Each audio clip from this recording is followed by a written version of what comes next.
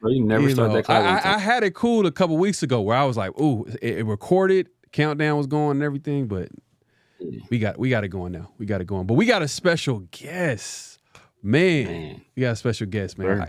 Sure. Should we let the people know? We're just gonna wait till we come on the screen, man, to give them the intro, you know. So it's gonna be a fire show. I'm sure people know. I'm sure people know his voice, man. People have asked, man. People in the field more than once in the chat and in the comment section, people have said, "Yo, you guys need to work with this dude." So, look, brought to you by y'all, man. Y'all asked, y'all commented, you know. Yeah. Raiders community has treated me well. So. You know, there are some people out there that go crazy, but he knows his stuff. But hey, man, don't forget to clock in, like the thumbs, man. Like, comment, subscribe, hit that notification bell. Here we go. Great Pharaoh, the gift of Troy is a fabulous fabric from the land of the 5 rivers.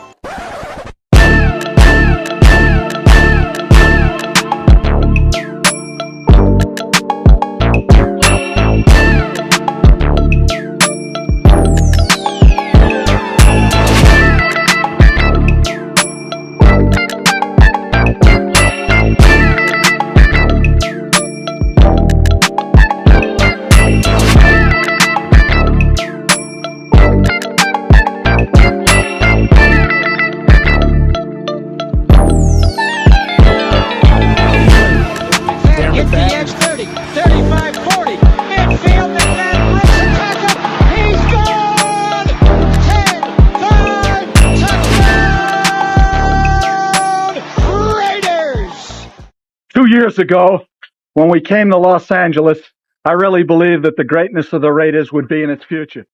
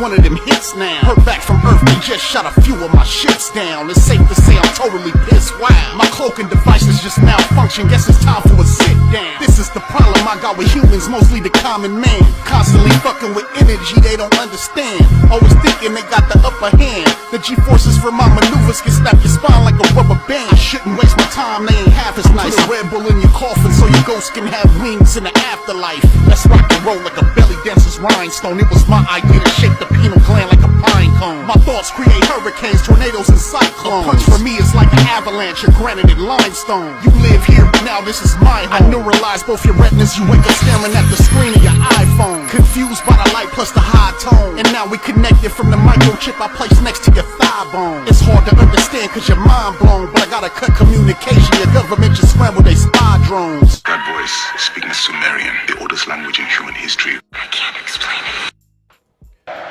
What's going on? We back. We are back for another edition of Around the Shield, and we got a special guest host. Mike is out this week, but hey, man, we've been blessed today, man. We got East Coast Gridiron Dante, man, my guy, man. Appreciate you coming through. We're gonna give you a round of applause, man. Hey, appreciate it. Where the West Coast and the East Coast finally match up.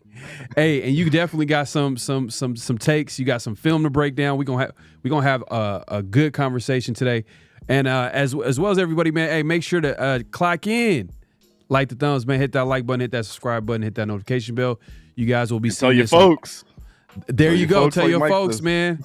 Shout out to Mike, man. Hey, so we're gonna be seeing it on all of our platforms. So make sure to make sure I said it. Like the video, subscribe, hit the notification. We gotta give that reminder.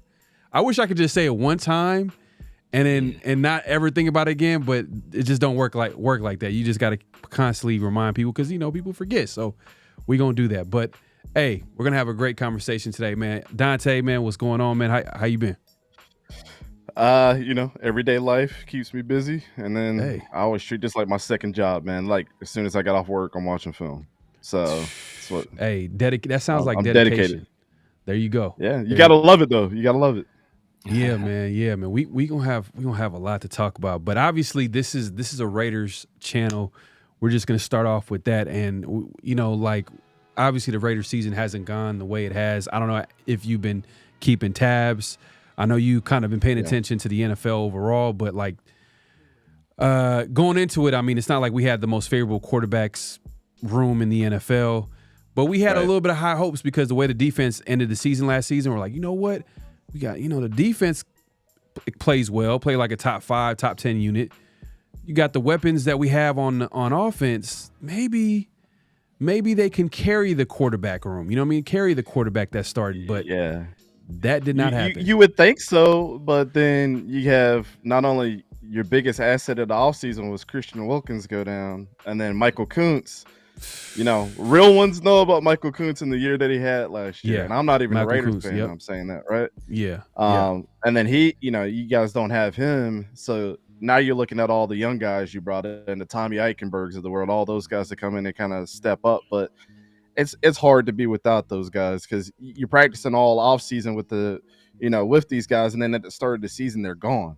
So it's a total shift in the whole dynamic from Patrick Graham's perspective too. You know what I'm saying? Yeah. You built your whole off season around these guys that are supposed to be there, and then they're not there. So it's you did. I mean, definitely if you thought they were going to have success, you thought they were going to be able to get the ball back to the offense several more times than they have been, right? To get them at least try to scapegoat them, right? The more chances you give somebody, you expect them to do something with the ball on the offensive side. So yeah, it's been tough for y'all for sure. Let me ask you this, man, because you're a guy from the outside looking in, man. You can probably give us like an even keeled perspective because obviously we're low key. We keep it real on the channel, but sometimes we might be a little bit biased because this is a team that we focus on, we watch, especially everybody in the chat watching the show.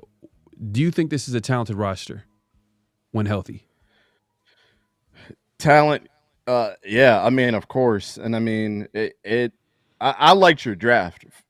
First of all, I think people had the perception that I didn't like it because the Brock Bowers pick to me, I said it like literally, man. I don't know. I got the jersey right here. I don't buy rookie jerseys. I don't buy rookie jerseys, and I'm known to be the jersey dude. Like my jersey collection is insane. Yeah. Okay. But Okay. I bought Brock Bowers jerseys because I believed in that dude so hard that he was number 1 on my draft board. I was like, he's gonna be a Hall of Famer. I already know it out the gate. Damn. If you watch his film, it's just he's incredible. And I was like, whoever gets him, you gonna, regardless if it's the bad pick or or not, if you didn't need him. I didn't think you guys needed him because of Michael Mayer, but now he's been a godsend because Michael Mayer's been out with his personal issues, right? Exactly. Mm-hmm. So, and you look back, hindsight's always 20/20. I just thought that you guys could have went a Terrion Arnold route, right? Or somebody else that could have been. They wouldn't have been a bit, like I said, hindsight's 20/20. It's just so hard speaking now about the pick, but at the time I was like, man, Brock Bowers could have been utilized somewhere else on another team that really needed him. But now you look at it and it was kind of genius. And then, him aside, I look at Trey Tucker, right? It's a guy that I scouted at the Senior Bowl, out of Cincinnati. And, he actually, I like to say he's a friend of the show. We've talked before, a couple different times as well. And a funny dude, outgoing, and then you got Dylan Lobby, who I was his first interview at the Senior Bowl. He was the very first person I spoke to, and I was his first interview. So, and I saw him out of practice giving Quinyon Mitchell to work as a running back on wheel routes. And then Trey Taylor, I was one of his off-season. I don't know why I interviewed all the Raiders guys. Yeah. Maybe it was just destiny, but Trey Taylor, he was one of my interviews this year. No, were you interviews who we drafted? So I'm watching that. Yeah, definitely. We got to keep tabs. Carter Bradley get a chance. Was another one. Another guy. Okay. Wow. Nice. Okay. I interviewed him at the Senior Bowl too. So I wish he would get a shot. Everybody wants me to convert, man. I'm like, man.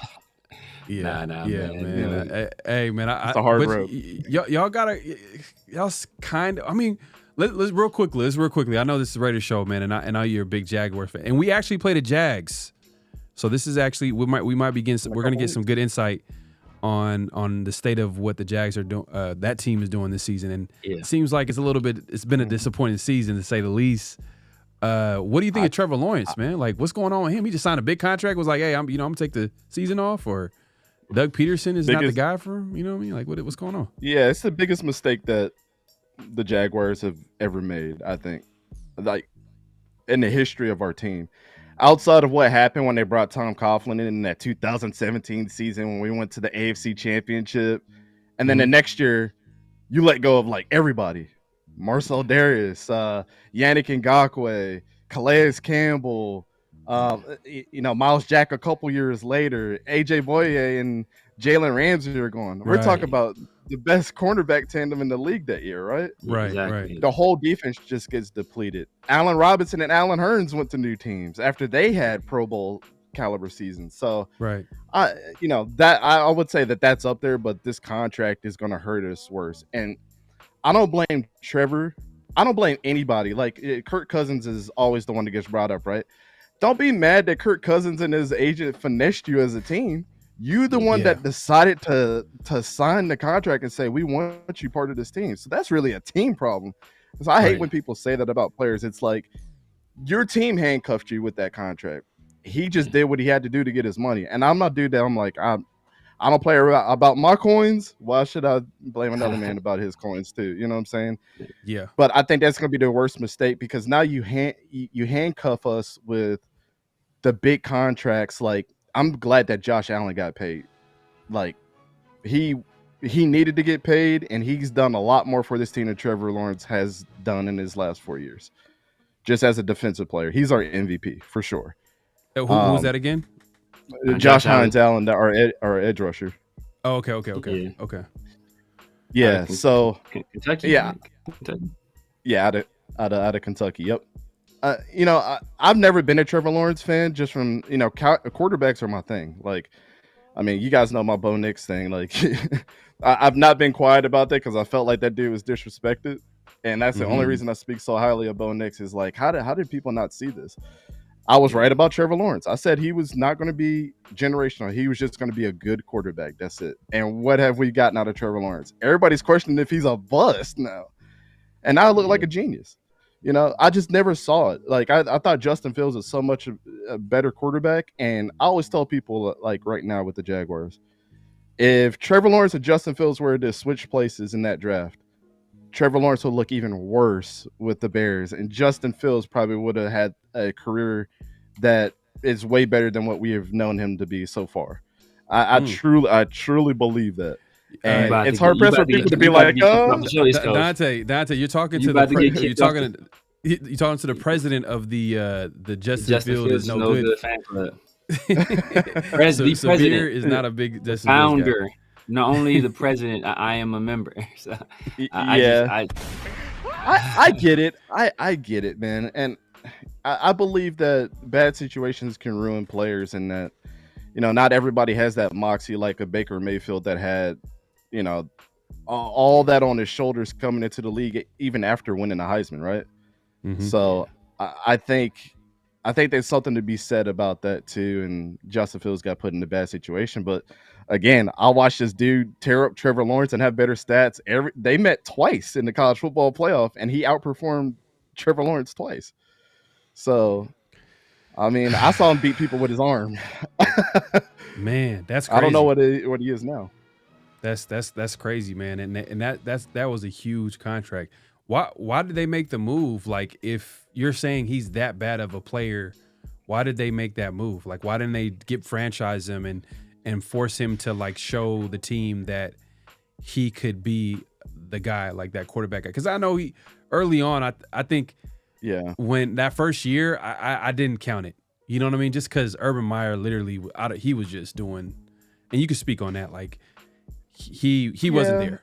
He wasn't coaching the team. Like he was he took. But how much can you blame the coach and not the player? You know, that was always my thing. Is like, okay, Urban Meyer is a first-year NFL coach. Okay, maybe he skipped the line, maybe he shouldn't have been, but like his resume spoke for itself in college. So I was like, okay, I'm okay with it, like whatever. But the thing is, this is why I had such hard time with that argument. They were saying this dude needed nobody else. Trevor Lawrence was generational. Now, because he had a bad coach, now Trevor Lawrence, he wasn't that great because of Urban Meyer. So that's why I was like, it's hard for me to justify that, right? Like on this, if you're looking at a scale, which way is it leaning? Is it Urban Meyer, or are we just going to handicap, you know, Trevor Lawrence because of his talent level, right? Yeah. I compare that same whole thing with what Anthony Richardson has been at this point. Anthony Richardson never won anywhere, you know, but because of his intangibles, he's supposed to be great. And he's just been almost damn near terrible. Got benched already, you know, for Joe Flacco.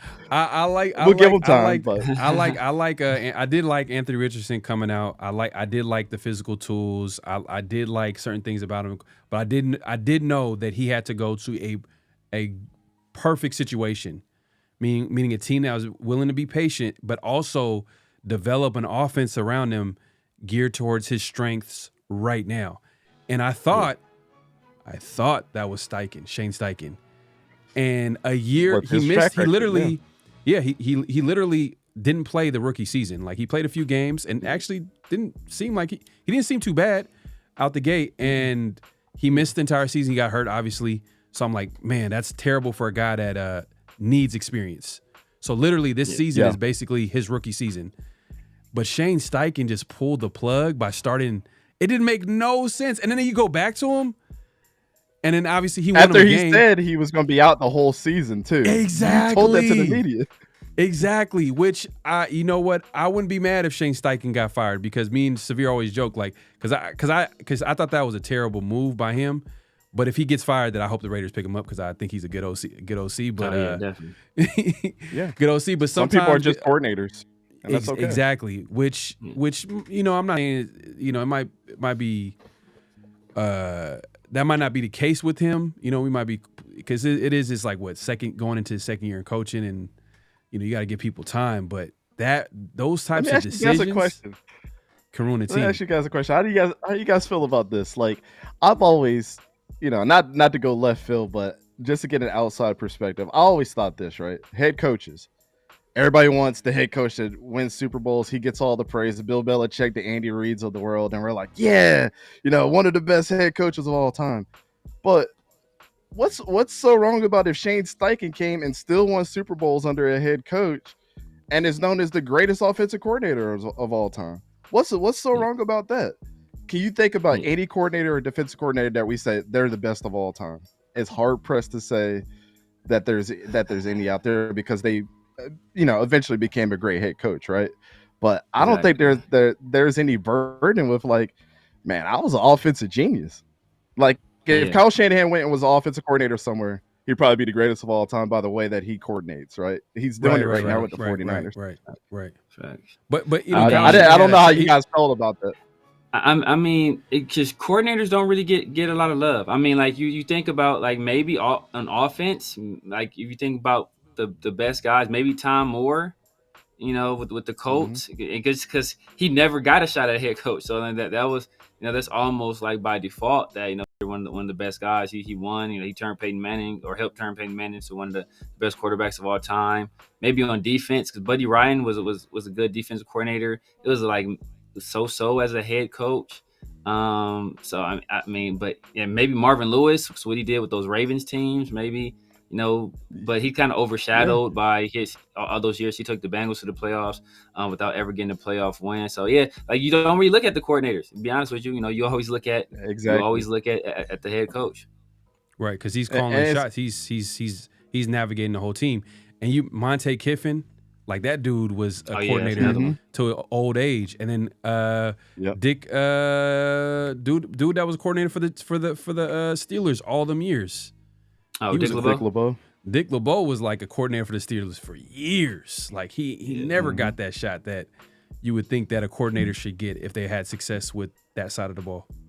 Yeah, I think like the Todd Monken type guys. Like, think about just what he has done from college to now. Like, he was an NFL guy, went back to college, helped Georgia get to a national championship with Stetson Bennett, then went to the Ravens and unlocked that offense into something special, and was responsible or helped, propel Lamar to his second MVP trophy. Like, that, to me, that his resume right now is one of the most untouched resumes when you really think about it.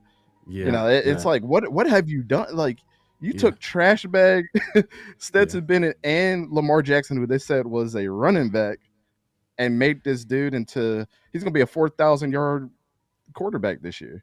But it's also about timing too, situation. Like, Georgia is like a pretty talented team, and then you're talking about a Lamar Jackson that, like, been there, done that when it comes to run away from defenders left and right, and was ready to, like, kind of hit the next stage of his career or next level of his. That's true. You know what I'm saying? Like, it was like perfect timing. But I'm not to take anything away from him. But no, you just to get back to the Raiders real quick, because that's what we do here, man. You mentioned Bo Nix. You and I'm not gonna lie, I wasn't big on Bo Nix coming out. I thought, like, dink and dunk meister, but I did see the fit with Sean Payton, and we do play the Broncos this week. What do you think of Bo Nix so far this season? Yeah, I think a lot of what people said, which they kind of say the same things, is, he was a check down master. That's not true. Okay, 4,500 yards, and only 700 yards of those 4,500 were due to check downs. Like, that's a pretty low percentage when you really start comparing Will Stein's offense, and then just understanding Will Stein's offense at Oregon. Then you start peeling back the layers. Like, the dude had 4 different coordinators in his career, 3 different head coaches. He had a different coordinator both years at Arizona. At Oregon, and one of them is now the head coach at Arizona State. So, I think that's why I go so hard for the dude, because it's like, I even break it down like this, right? 4,500 yards, 45 touchdowns, 77.4 completion percentage, which is tied number 1 in college football history. 3 interceptions. Granted, they still lost to Washington, whatever, but it wasn't because of him. So it's like somebody coming to your job and you've been outperforming everybody, and everybody's like, nah, he's not that great. Yeah. I mean, what is he supposed to do? Yeah. Yeah. That's why I go so hard for the kid. Like but it on film, everything that people said that he couldn't do, like the deep ball, I'm like, huh? Y'all think that Troy Franklin, who had a 10% drop rate last year, that's Bo Nix's fault? Come on. He had a big drop too against the Raiders in their first matchup too. I remember bricks for hands, bro. Yeah, I think one of the things that rubbed I think Raider Nation the wrong way, or some people the wrong way, was his. I think he said something about Auburn and how that fan base was toxic, and then Raider fans were like, I don't think this would be a great fit. Well, that's that was always my question with Bo Nix. It wasn't necessarily his talent. The talent was there. He's a guy. I mean, he was mobile. I compared him to almost like a slightly better version of Derek Carr, where the tools are there, the talent is there. Is the mental makeup there for Hugh to have success in the NFL? Because that's why. Because I mean, full disclosure, everybody in the chat already knows Jaden was my number 1 quarterback last year. I had Penix as my number 2, and I had both those guys over Caleb. Because first of all, you never really saw Caleb really play like within the pocket, didn't play with a lot of structure. And also, I had questions about his mental makeup. He's a guy that trashed the quarterback from TCU for crying. And then we caught him on camera crying twice, right? He cried after the Washington game. Yeah. There's another game, he's crying in his mom's arms, I say. So I always had questions about, so like when I'm looking at quarterbacks, like that's one of the first things I look at. Like, does a guy have mental toughness? Because the weight of the organization, the weight of a fan base is going to be on your back. And I know he's like I know Bo Nix's dad was like, he was an alumni. So coming in there was that little bit of added pressure. But when you're like the first Raiders, if you're going to be the first Raiders quarterback drafted since Jamarcus Russell, and, we've never had, since Ken Stabler, we haven't had a drafted quarterback have any success. Yeah. Like that's an immense amount of pressure. So if you can't take the pressure at Auburn, which I know how I have family in Alabama, so I kind of know what it's like down there. But if you can't take that, the Raiders are a ruthless, rabid fan base. You see what we're doing. See what we're doing to Antonio Pierce. Yeah, you see. I mean, it's context matters, right? And when I think about what Bo Nix did, and this is how I explain to people, and they're like, okay, I kind of see where he's coming from. I don't think he was given the full context in the 5-minute interview, right? And he's not going to, because he's not going to make an excuse for himself. So, you come off of being SEC Rookie of the Year, beating Alabama while they were hot. Like, that's a big deal. Yeah. And then the next season, your head coach gets fired midway through. Then they switch coordinators as well, because one guy gets promoted, the other guy has to step up. Then Malik Willis is there, and everybody wants Malik Willis to start after you had a couple bad games. Then you tear up your knee, and then everybody's like, okay, well, Bo Nix is supposed to be the guy because his dad went here. It's like, all right, yeah, let me get a fresh start. But here's the caveat that I don't think he's coming out with, but just like the stars align for this. Tej Johnson, his adopted brother, went to Troy. He's the wide receiver at Oregon right now. Mm-hmm. I think Bo Nix went to Oregon to bring Tez along because he was a siphon to get him there. And him and Tez broke records together at Oregon that year or last year. So I don't think he's telling the whole story, but like it's just so obvious to me that like why would you pick Oregon out of all schools? Because in the transfer portal, like USC wanted him, Michigan wanted to bring him along while JJ McCarthy and Kate McNamara were doing their thing. They were unsure about both of them. Like there was some names that were coming out. Was Joe Milton at Michigan at the time too? Joe Milton was there before he transferred to Tennessee. Yeah. So there was a lot of names in the pot. So that's why I'm like, I don't think he's given the full context, and not to make an excuse for himself, but like that's a cool story that you keep behind closed doors. But it's like, why would you choose Oregon out of all schools? Like, why would you move across America like that? So when all the Raider Nation and all the other teams are like, oh, I think this dude is kind of soft, I'm like, the dudes are going through a lot, man. I mean, let's be honest. Like, you got to be a human at the end of the day and say, all right, It's just what he said. It was just out. It just when he said it, like, and it just. I just like man, like if you didn't like Auburn, like Raider fans, I'm not gonna lie, they don't hold back. They do not hold back. I'm sure the chat's gonna be on fire. This dude is a Bo Nix apologist. I'm not. I just nah. I mean, you know, but I he's just think playing well. it's He's playing well. He's playing well. I mean, I just made the argument. I was just making an argument, you know, on our last show on the 50-50 show that, you know, he's probably second in offensive rookie of the year, but just because of how they view quarterbacks. You know, Jaden is obviously number one. He's probably number two. And in my opinion, I have Brock Bowers number two, but I think, you know, the media writ large, they probably have Bo Nix number two because they're winning.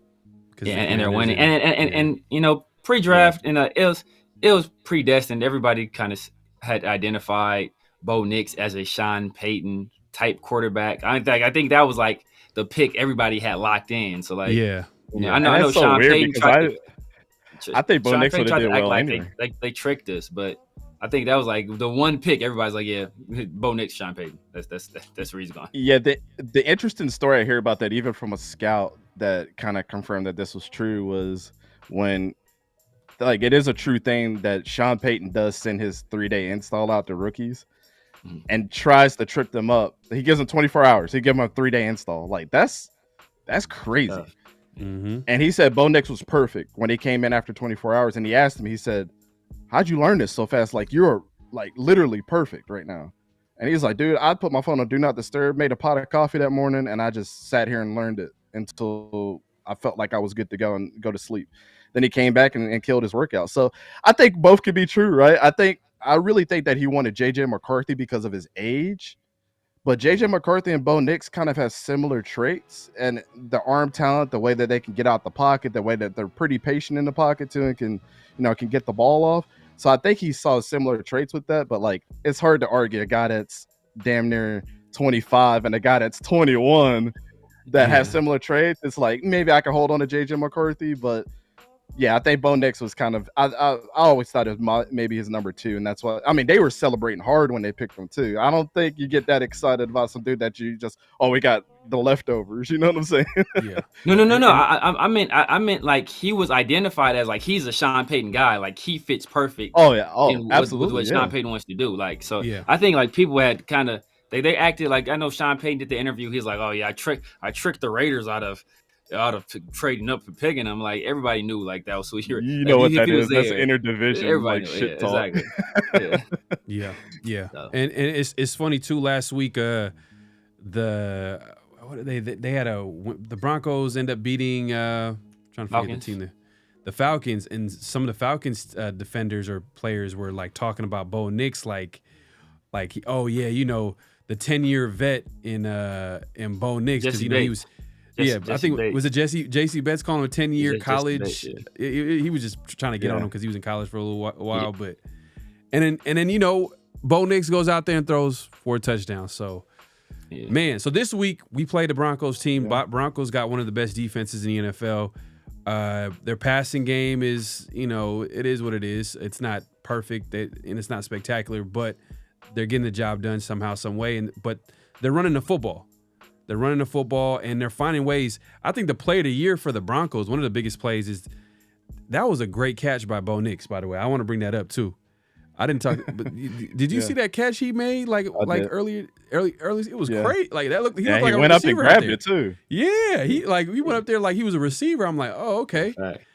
But yeah, man. Some people are just ball players, man, regardless of position. He's one of those guys that after I saw that, I was like, yeah, he's definitely a pickup football game. You're like, all right, Bo can pretty much do everything, but if he's a quarterback, we're really gonna win. He's one of them type dudes. Well, hey, I'll say this, man. Bo is way better than any quarterback that we have, and we're playing the Broncos this week. You know, the Broncos used to be an automatic win. I think we had like a winning streak. I forgot how it was. I think it was 8 games. 8 games. 8 games. It was something like that. We had a winning streak. Obviously it was broken earlier in the season. Now I'm like, now we're at a point where I'm not sure how the Raiders even win this game, just because the way our offense is set up. But then Scott Turner the offense kind of looked a little bit better. It looked a little bit more presentable last week with Scott Turner. I mean, I don't know if you had a chance to watch the game, and Scott Turner and Norv. You could throw Norv in there because he was right next to him. That was a cool moment seeing them both of them together for sure. Yeah. Did you get a chance to watch the game or check it out and see how the Raiders offense? Yeah, I mean, definitely. If you guys had, you guys are still trying to figure out the offensive line. Things have been switching in and out, and obviously that's a big issue for any offense. And then of course the running game, like having guys hurt, having guys perform in one game then not perform in the next. Like I wasn't a big fan of Zeus ever since he was in college. So I mean, yeah. Well, I was telling Graf this too. I'm like, you guys are hyping him up because the dude's in the weight room, but maybe he needs to be working on something else than getting big ass arms. I mean, that's just my cup of tea, because you got dudes like Isaiah Pacheco that'll put them hands on you every game. You know what I'm saying? I'm just saying. I'm just speaking the facts. No, I agree, man. I going into the season, I said Zamir is going to be the biggest X factor on this team this year. Because if we have a running game, if we're able, because I didn't believe in the quarterback room. Like I'm not expecting Gardner Minshew and AOC to carry the team. So we needed a run game to supplement our deficiencies with passing the football. But Zamir, man, my concern was like with the quarterbacks, you already knew what you had with Gardner Minshew, right? Like the dude is a career backup. He can come in and win you a couple games that you're not supposed to win, and everybody's rocking the mustaches in the crowd. You know what I'm saying? Right. He's a feel good kind of dude, right? But how come AOC didn't separate itself? That's always a concern with me. Like you invested your draft pick in this dude, and again, what I talked about before, when you just pull, it's almost reminiscent of Gardner Minshew. You have a couple bad games and they pull you, and it's like, dude, I'm going against a tough division right now. First of all, like y'all's division is nothing to play with right now because the Broncos, Chargers, and the Chiefs are all good. Let's be real. Yeah. And this is the perfect time for him to come in and for y'all to chalk up y'all season and say, well, I know he's hurt right now, but this would have been the perfect year for him to just like get his feet wet. Like throw 4 interceptions a game. What did you learn, AOC? Yeah. What are we going to change the next week? And the ultimate teammate, he can be like, hey, man, I would have did this. You got the arm strength to go ahead and throw that thing up. I don't have that. You know what I'm saying?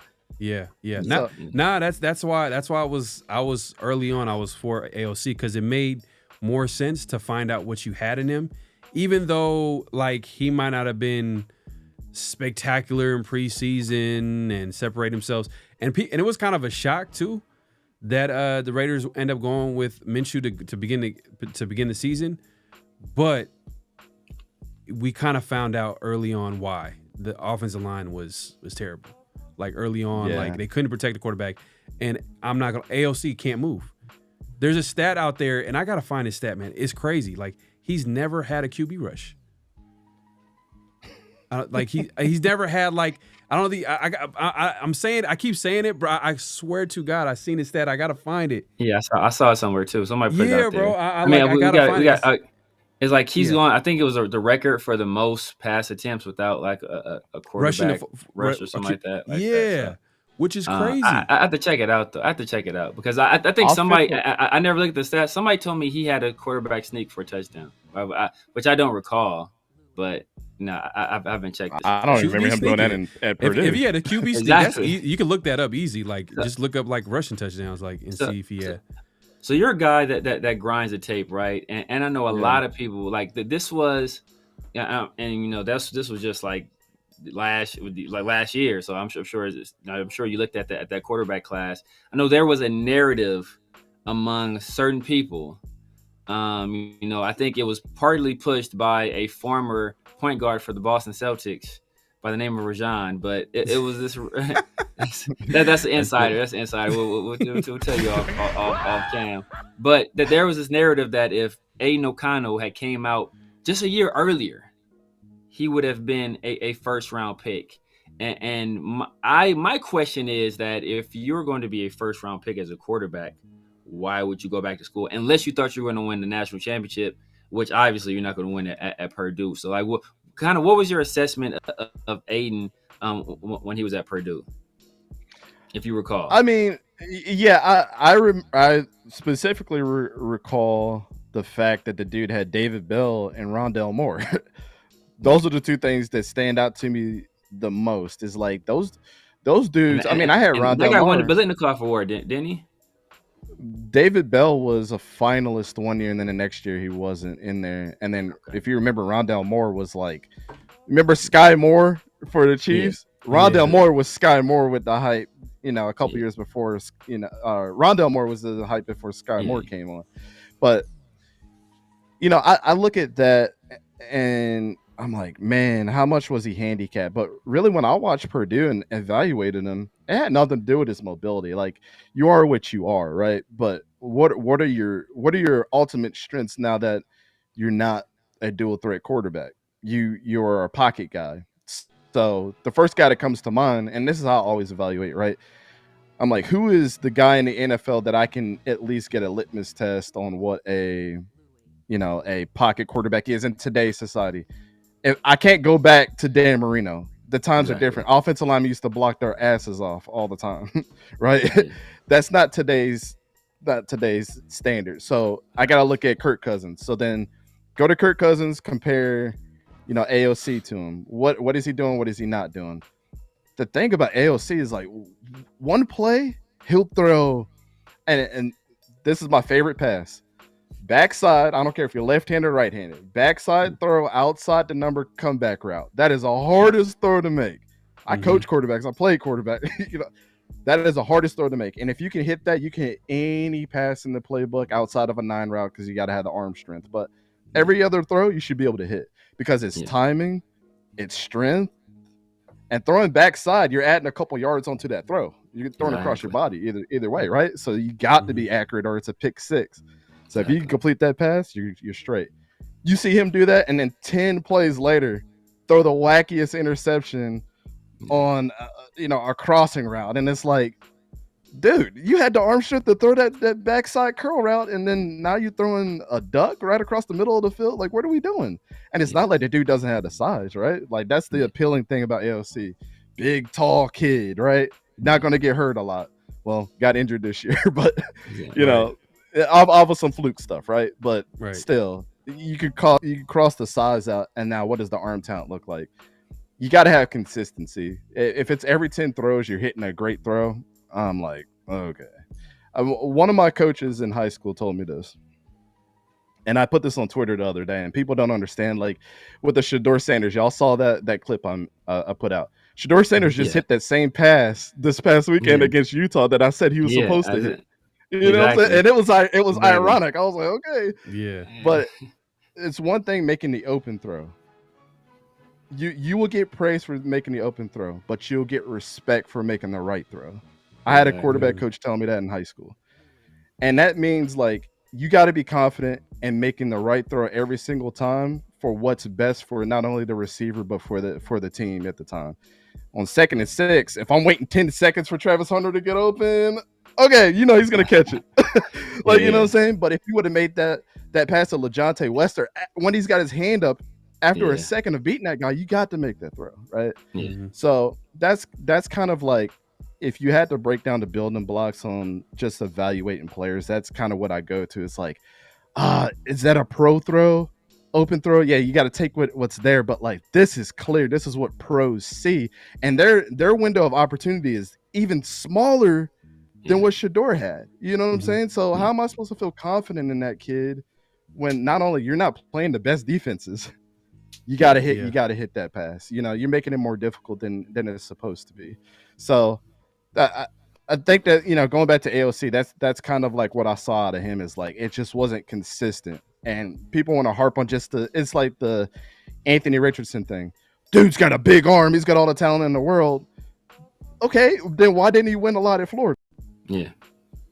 A lot of those plays that came down to the wire for Anthony Richardson, where he could have used all the tools in the world, and you throw a nasty interception on the 3rd down, when you're in the red zone, that's nasty work, bro. You're a big ass dude. Why didn't you do what you did last week when you was with the Colts?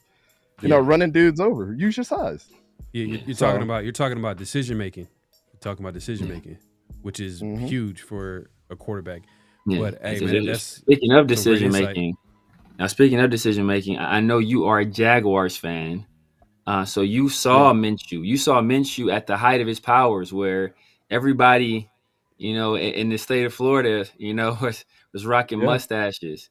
Kind of what was your assessment of him back then? What did you feel about him back then? And kind of what do you see from him now, heading into this game against the Broncos, where he's already struggled in the last matchup? Yeah, I mean, obviously, to me, when I look at teams and they're having a quarterback issue where you're switching guys in and out and trying to figure out what you got, at that point in time, you've already settled on the fact that we don't know who our guy is. So might as well give the guy the fairest shot possible. And then also look at the situation that he just came from. Washington State under Mike Leach. Mike Leach ran the air raid offense, and Gardner Minshew's throwing for 38, 40 touchdowns and 5,000 yards every single season. That's what he's used to. So now you got to train him to be like, all right, you got to start using your running backs. You got to start throwing to the tight end when it's there. You got to command the offense in a different way. It's no huddle, in college, but here it's command the huddle, be under center. You're not in shotgun the whole time. You're not in pistol. We're running RPOs, so now you got to count for that. I looked at that for him, and I was like, man, after one game and I remember it clear as day, we played the Texans at home, and he threw 2 picks that game and had like 120 yards. And the coach was like, nope, you're not playing next week. And it's like, okay, so how are you supposed to build confidence in this guy? So I think like Gardner Minshew's, when he was young, the NFL way of playing quarterback was not instilled, or didn't get the fair shot of learning what an NFL quarterback should be when he had all the intangibles. Like, we saw great games out of him where he threw 3 touchdowns and 300 yards. And everybody's rocking the mustaches the next week, like you said. Like, yeah, we're all on the Gardner Minshew train. Everybody's coming to the stadium looking like bums with the cutoff, the cutoff jeans and everything, right? Yeah. But then you throw a duck against the Texans, and then everybody's, we've never been a team where we've ever had any high expectations. Think about the Panthers and us came in the league in the same year, 1995. Yeah. They've been to 2 Super Bowls. We've been to 2 AFC championship games. Yeah. It's not comparable. We haven't had a cameo. So thanks for rubbing that in, though. So I appreciate that. We've made 2 playoff appearances in that span. So more than that. More than that. It's just 95. But like in your background, you got 3 trophies. We don't got none of those. So that's what I always look at, man. Yeah. When your best quarterback that you've ever had has been Mark Brunell, that's a problem. When we dealt with this situation before with Trevor Lawrence too, I'll tell you what, Trevor Lawrence and Gardner Minshew compare me to this situation. Gardner Minshew was David Garrard. Oh, I was going to bring him up too. I was going to bring him up. Trevor Lawrence was Byron Leftwich. Man, let's get rid of David Garrard and go with the guy that we think is going to be the guy. And Byron Leftwich tanked our whole team because they thought he had the talent at Marshall. When David Garrard was the guy and he was balling out. That is today's Jaguars. And we did the same exact thing. If you repeat your history, you're doomed to fail. And that's what we're dealing with. It's funny too, because me and Severe kind of been going back at because Raiders season's pretty much it's over. You know what I mean? Yeah. And we're at this point, we're kind of like, hey, let's see if we can get a great draft position. I think currently we're top 5, and see if we can get see if the Raiders can get a franchise QB. That being said, we kind of been talking about Raiders are missing the playoffs yet again. There's a little bit of dysfunction yet again. We're talking about firing the head coach yet again. You know what I mean? Can you we talked about the owner kind of being, I kind of I've been bringing up the owner's been the issue with the Raiders and how there hasn't been structure. Is that the same thing with what's going on with the Jaguars? What's going on with them? Why are they what's going on with them? Yeah, so Shad Khan comes in, right? And everybody remembers the glory days with Tom Coughlin and the boys. Then he goes off and does what he does with the Giants, beating the 2 of the best Patriot teams that 2 of the best football teams that we've ever seen in seasons. Arguably the best team of all time with Randy Moss and Tom Brady. They beat them, right? Yeah. Unbelievable. So it's not like Tom Coughlin was a bad coach, but what I'm trying to get at is like you had all that history of like winning, us being a tough team. Fred Taylor, Mark Brunell, Jimmy Smith, Keenan McCardell, Donovan Darius. Like, these are some badass dudes when they play. Kevin Hardy. Like, everybody remembers these guys. You say Fred Taylor? You said Fred Taylor, right? That was my favorite Fred player. Taylor, Maurice Fred Taylor's a monster. Yeah, Kyle Brady, Mercedes Lewis. Like, man, Mercedes Lewis still playing. And Tony Baselli, our only Hall of Famer right now. You know, so like these are badass guys. And then management changes, owner changes to Shad Khan, and the first thing he wants to do as our owner, and this is going to sum up your full question here. I want to change the practice facility. Okay, let's dump $200 million into our practice facility, but also half of it's going to be a shopping mall. Huh? Yeah, doesn't make any sense. Him and the owner from the Panthers, I forget his name right now. Tepper. Tepper. David Tepper. David Tepper is a soccer guy. Shad Khan is a wrestling investment guy, right? Yeah. Yes, you can't treat and the thing that's the same with soccer and wrestling. If you had to come to a common denominator, a soccer team, you can have one great player and they could carry your whole team. Yeah. Wrestling, you can have one great wrestler and it carries your whole organization, right? Right. You can't do that in football. So taking your season for 2 years to get Trevor Lawrence was not going to fix your problem. And I think really the problem is with that. Like, we just got approved for a brand new stadium. $20 billion stadium that's coming to Jacksonville. For what? We haven't even earned that as a team. But hey, if you look good, you got the shiny jersey. Perception is everything, right? You might be better than other teams because of that. It's absolutely blasphemous. I'm telling you, bro. There's owners out here in sports. There's different types of owners, and there's some owners who believe more in the show than actually winning football games.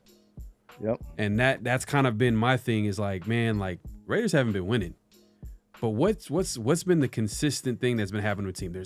They've always been in the news for like the weirdest things, like, you know what I mean? Oh, the Raiders sign this player to one of the biggest deals, and like, why are you signing that player to the biggest deal ever? Like, or this player gets cut, or this guy gets fired, or whatever the case may be. It just feels like there's an issue there. I don't want to continue the conversation. We've been talking about this the last few weeks, but it's kind of interesting you talking about the ownership of the Jags, and you can see the impact of bad ownership just trickle down to the team, because it takes the whole everything. It takes everything to win. Let's think about this, right? And I think, and I hate to say this team because they're in your division, but like, let's look at the trajectory of the Chiefs. I'm gonna give you the blueprint they're winning right now, and it doesn't take a rocket scientist. But if we had to take a 10-year outlook of what the Chiefs have done, let's look at what they've done, right? We go out and go get Alex Smith, game manager. Nobody said that this was awesome. But what did they do? They went into the draft and they drafted the nobodies that gave them structure. They did that for 3 years straight, gave them structure. Then they go and get Patrick Mahomes, who's what? A gunslinger, got all the talent in the world, traded up to get him. But they had a guy that was stable, that understood the NFL, and that could at least win games as a game manager. What does Alex Smith have to do? Teach you how to manage the game, because you got more talent than I do as far as your arm. Mm-hmm. Perfect match right there. What have they done ever since? We drafted Clyde Edwards-Helaire out of LSU, a guy that wasn't even supposed to go as high as they did. He showed flashes. What'd they do after that? Yeah. Go get Isaiah Pacheco. Then this year they got your boy out of LSU or UCLA, right? Then Travis Kelce was in the same. Him and Robert Gronkowski are the same age, and he's still playing. But what did they do with Travis Kelce? They got Noah Gray. Nobody talks about him. Mm-hmm. So what they've done, even on that defense, George Karlaftis and the corners that they have there in their defensive line, Chris Jones wasn't supposed to be the guy that he is. Nick Bolton is the most disrespected linebacker in the league, because you know why? Nick Bolton is a dog. Man, I liked him coming out of Missouri. Mm-hmm. Yep. But he's not the sexy linebacker, right? But the most important thing, and their fundamentals stayed the same. Tackling is the best thing that your defense can do. Literally, think about the best tackling teams in the NFL. You know why the Eagles lost the Super Bowl? Because they couldn't tackle. Yeah. If they could tackle better, they would have won. Like plain and simple, they would have won. So when you look at the Chiefs blueprint, they draft the nobodies that build them up. They don't go after the sexy picks. But what did they do? Go get DeAndre Hopkins when trade season comes. They bring in familiar faces like McCole Hardman and Juju Smith-Schuster, who've already been there. These other teams don't do that. They don't. They go after the big name, pay them the big contracts, and they Kareem Hunt is another one. Kareem Hunt was never supposed to come back to the Chiefs. Remember that? They said he would never come back because of his incident. Put their pride to the side, and they said, we got Isaiah Pacheco out. We're going to need somebody to come step in that knows us. He knows them, you know? You got to be ready to make them ruthless moves. Like, you got to be able to make the moves. You made a good point about that tackling. To win?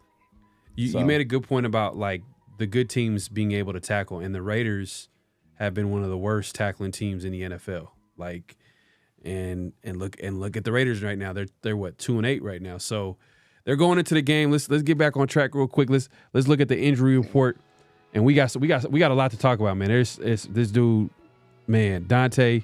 Appreciate you coming through, man. You know your stuff. Let's take a look at the injury report real quick.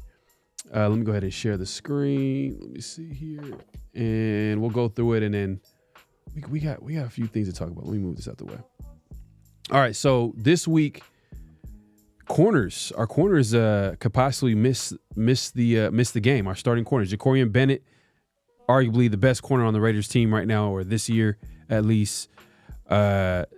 Jack Jones is also missing practices. This is the Thursday practice, so that all-important Friday practice is going to be the telltale sign if those players play this week. We'll see. It's not looking like it. Jack Jones and Jacorian Bennett have not practiced all week. Let's see. You guys played the Broncos at home last time, right? Oh, and Nate Hobbs is out. We played in Denver. High. Yeah, in Denver. So it's gonna be in Las Vegas. Yeah. But you know how it is, man. Okay. Las Vegas right now is an extra home game for the opposing fan base. But that's a whole different conversation. Oh, that's tough. that's tough, man. Golly. Nate Hobbs also hasn't practiced all week. So the Raiders secondary, it's not like we're playing like I said, a passing offense, but this is Sean Payton. Sean Payton's going to be looking at this like, oh, I'm about to be drawing up plays left and right, because you're going to have DeCamerion Richardson out there. You're going to have Sam Webb out there. You know, it's going to be tough. Yeah. Like, the Raiders are going to, hopefully some of these guys end up being healthy this week. Your favorite running back in the NFL, Zamir White, hasn't practiced all week. We'll see how that goes. The Dylan Lobby show this week. Madison has also not practiced all week, so Dylan Lobby might be getting some meaningful snaps, because I think the last time he had a snap, he fumbled, and I think Sincere McCormick too. Sincere McCormick's been getting some looks. Yeah. So it's gonna be interesting to see who plays on Sunday against the Broncos. But let's take a look at the Broncos injury report real quick. Hey, man, they looking pretty healthy. It's crazy that the one player we don't want to see healthy, and not don't want to see healthy, but one player we don't want to see on the field, Andre James, is the only person that's low key working toward his way toward playing or trying to play. So hopefully we don't. I mean, Harrison Bryant as well. But hopefully we do not see Andre James anymore. He's a UCLA guy, but that experiment is over. That experiment is over. Yeah, JPJ is going to be the center. He's here to stay, man. I don't want to see Andre James back at center. But that being said, Raiders are banged up right now. They're a team that's going the different direction, and they're playing a Broncos team that's on an up and up, and they're pretty healthy. This is going to be a tough game, to be honest with you. I mean, what's your take on this game? Resting, so yeah, pretty much. What's your take on this game? And who's going to come out with a victory? I mean, it's cool, obviously, bro. You can say the Raiders trash, bro. It's all good, man. Yeah, we say it all the time. I don't think we say it all the time. I mean, I literally don't think you guys are trash. I just think that they're right now. There's just a lot of movement going on, and how is anybody supposed to have any consistency with all that movement, right? Not only with the injuries, but you got a coach that is not familiar all the way with these new guys that just stepped in, right? I mean, you fire your offensive coordinator, Luke Getsy's gone. It's it's a week by week basis, right? And the good thing is you guys had a bye week to kind of get yourselves together while all that happened. But still, that's a short amount of time to get a whole team turned around, and now you got a stack of injuries on top of that too. So the way that you guys played last week would make me feel like, as a Raiders fan, like our team's not giving up. Because we just got donkey slapped last week. Do I think the Jaguars? I think we're done. I think we're toast. We're ass. Right. We're Lions, right? There's no hope for us. Yeah. The Lions came in and put 56 points on us last week. I'm not feeling too great. But like, you guys are in the fight while you're figuring things out. So those players are. If I would tell any Raiders fans, I know you guys would agree with me on this. Those players are not giving up, regardless of the adversity that you're going through. So if anything, if you look back at your roster at the end of the year and you're like, who are the guys to keep? Obviously, you cut the guys that didn't try. You keep the guys that did, even when the times got rough. That is an all-time Raider to me. That's any team. Those are all-time guys that you stick around with. So I honestly think that this game is going to be a lot closer than what people give it credit for, because of that mentality. I saw it last week with you guys. So why would I come into the Denver Broncos game knowing that, you got a rookie quarterback? Bo Nix is one more game of like looking as a rookie again. Like, especially a team that's not giving up. This is like the worst team to go against, in my opinion, is guys that are still trying, because it's easy to have that mentality that like, man, we're going against a 2-loss team, right? Trap game. Absolutely. But again, how can the Broncos respond of like not thinking like, man, the Raiders suck. I bet you Bo Nix is in there like, man, I'm about to treat this like my next Super Bowl, and we got to. Now, how many of those players are going to buy in? How many of the coaches are saying that? I don't know. Right. I think this comes down to like, how many plays can both running games make? Because I do think even the Broncos running game, they're switching between 3 running backs right now.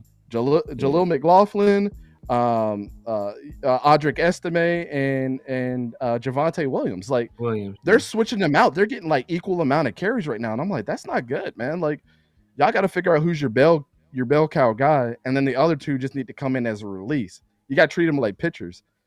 The NFL teams are getting away from that. They're just going with the next hot hand. Jaleel McLaughlin looked good last week. Put him in there. Oh, no, we're going to take him out and put Audric Estime in there.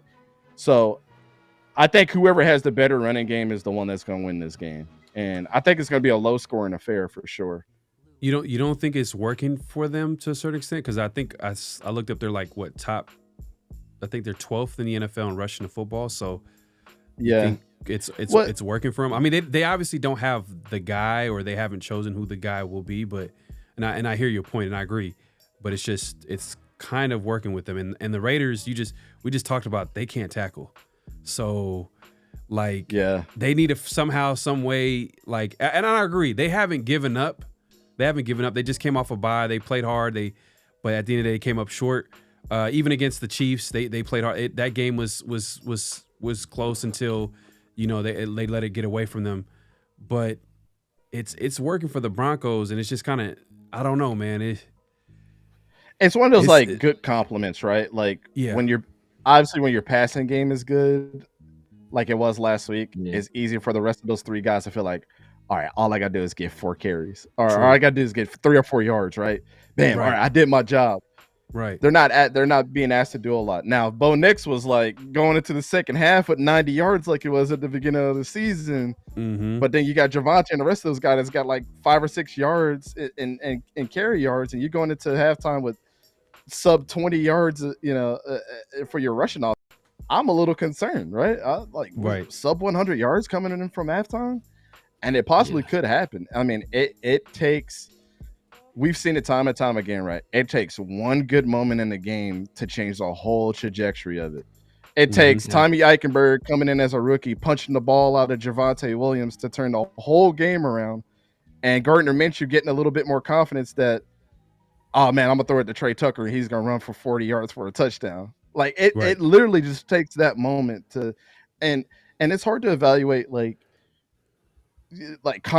divisional games too. And this is like with college. Like I always tell people, no matter how much a team sucks, like with Colorado and Kansas this week, I don't care how much Kansas has sucked this year, but they beat the top 2 teams in the Big 12 these last 2 weeks, and they are a conference game. Anything can happen. Yeah. Anything can happen. It's hard to evaluate. Yeah. And man, you brought up 2 players that I hate so far. All right, 2, and not say hate, but 2 players I don't like. I do not like Justin Fields, and I do not like Tommy Eichenberg. Oh, really? Tommy Eichenberg for other reasons. Yeah, I do not like Tommy Eichenberg. Mainly because this is a good question for you. I mean, this is a little off topic, but I don't like Tommy Eichenberg because I wanted the Raiders to take a flyer on Spencer Rattler. I felt that he had arm talent. And we needed a developmental quarterback at that point because we didn't get one because there was a run on him early in the draft. So why take a likely 2-down linebacker in the 5th round when you have a guy like Rattler who was at one point considered, he's number 1 recruiter in the nation at one point, and at one point early in his Oklahoma career he was projected as a number 1 overall pick, until the actual eventual number 1 overall pick came and kind of snatched his job. So. I mean, what were your thoughts in this last draft class on late round guys like Joe Milton and Spencer Rattler, guys we elected not to take? I'm telling you, I was probably the one that was in front of the Joe Milton train. There was, if you go to my channel, there's a video that I put out on the very first drive of the game against Alabama that Joe Milton put together, and it was the best drive of the season. And I was like, damn, if he could put it together like that. I mean, like dinking and dunking, and then he threw like a 30-yard bomb that I thought was dropped at first, but it was in the breadbasket. I was like, damn, if he plays like that, he's him and Drake May are going to have a damn field day. And remember, Joe Milton was balling out in the preseason too. Early on, he was better. People said he was winning the job early on. Now I think maybe there was a situation where draft position kind of played into who won the starting job a little bit. But early on I heard reports that Joe Milton looked better. Yeah, so I mean, he's got the tools, man, and obviously he's got the rocket. I mean, I was at the combine as a media member, and I seen him throw, like, literally the dude threw like an 80-yard bomb, turned around, didn't even look, and the guy caught it. I'm like, brother, that dude is nuts. And we got JJ McCarthy missing people on the same drill. So, it really, when the lights are the brightest, how did they perform, right? And I think that was the 2 knocks on not only Joe, but Spencer Rattler. When Spencer Rattler really played the good teams, his light wasn't the brightest, right? And the same thing with Joe Milton. When you got to start playing the Georgias of the world, your light didn't really shine all that bright. But Tennessee could be 9-0, but until you got to them, it was like, ooh, Joe Milton looks like Michigan Joe Milton, So it's all about the competition and how you step up. And I think that's the reason why those guys fell down the draft board, because they had all the talent in the world. And personally, we saw Spencer Rattler was the Senior Bowl MVP. We watched that dude through practice the whole week and then up to the game, and he won offensive MVP. So, I don't know. It was really hard to evaluate those guys because their lows were really low, but their highs were really high at certain points too. And it's like with the Anthony Richardson thing, I hate to keep bringing him up, but he's like the perfect litmus test is, when do you go with talent supersedes what you've actually accomplished? Where do we draw that line? And as scouts and as evaluators of the game, I think those lines get blurred, and then we just tend to go with the thing that looks sexy. He could throw the 70-yard bomb and we got, Justin Jefferson. That's all he needs to get open. But realistically, it's a chess match. So you can't always guarantee that that's going to happen all the time. Yeah. Just to finish this out, man. Hey, so Raiders Broncos keys to win this game for the Raiders, real quick. Obviously, we've been talking about tanking and the Raiders securing that draft spot. But if they were to win this game, Severe, man, like, what if you can give people like at least one key to the game? I think first of all we have to get pressure on Bo Nix. I think that's going to be the number one thing. Just he's a rookie. He's still a rookie, even though he's 29 years old. He's still a rookie, Yeah. and you know, just make him see ghosts, right? Like have him feel pressure. Russia's processing, and then I think the other key to win the game is we have to distribute the ball around to some of our other weapons. We have to get other guys going. I think they're going to start keying in on Brock Bowers. It's only so many times you can run rub routes or do these other things and get them open before they like, hey, you know what, we're it's not going to work anymore. We're going to do it. Allocate more resources to stopping this guy. Let's see what Trey Tucker can do. Let's see what DJ Turner can do. Let's see if Jacoby can take over a game. So I think that we have to get other guys involved in the passing game. So I think those are my keys. If like this last game, we had 2 trips to the red zone. If we score touchdowns on those 2 trips instead of kicking field goals, that the complexion of that game looks completely different. Like completely different.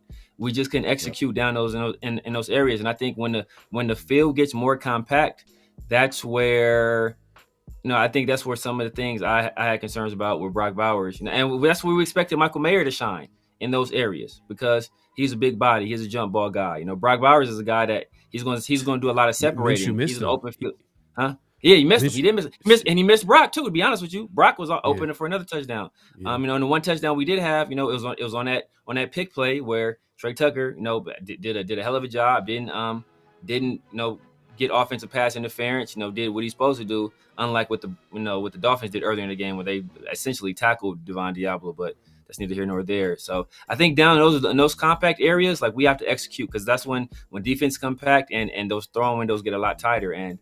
It's all about execution at that point, and we just didn't execute.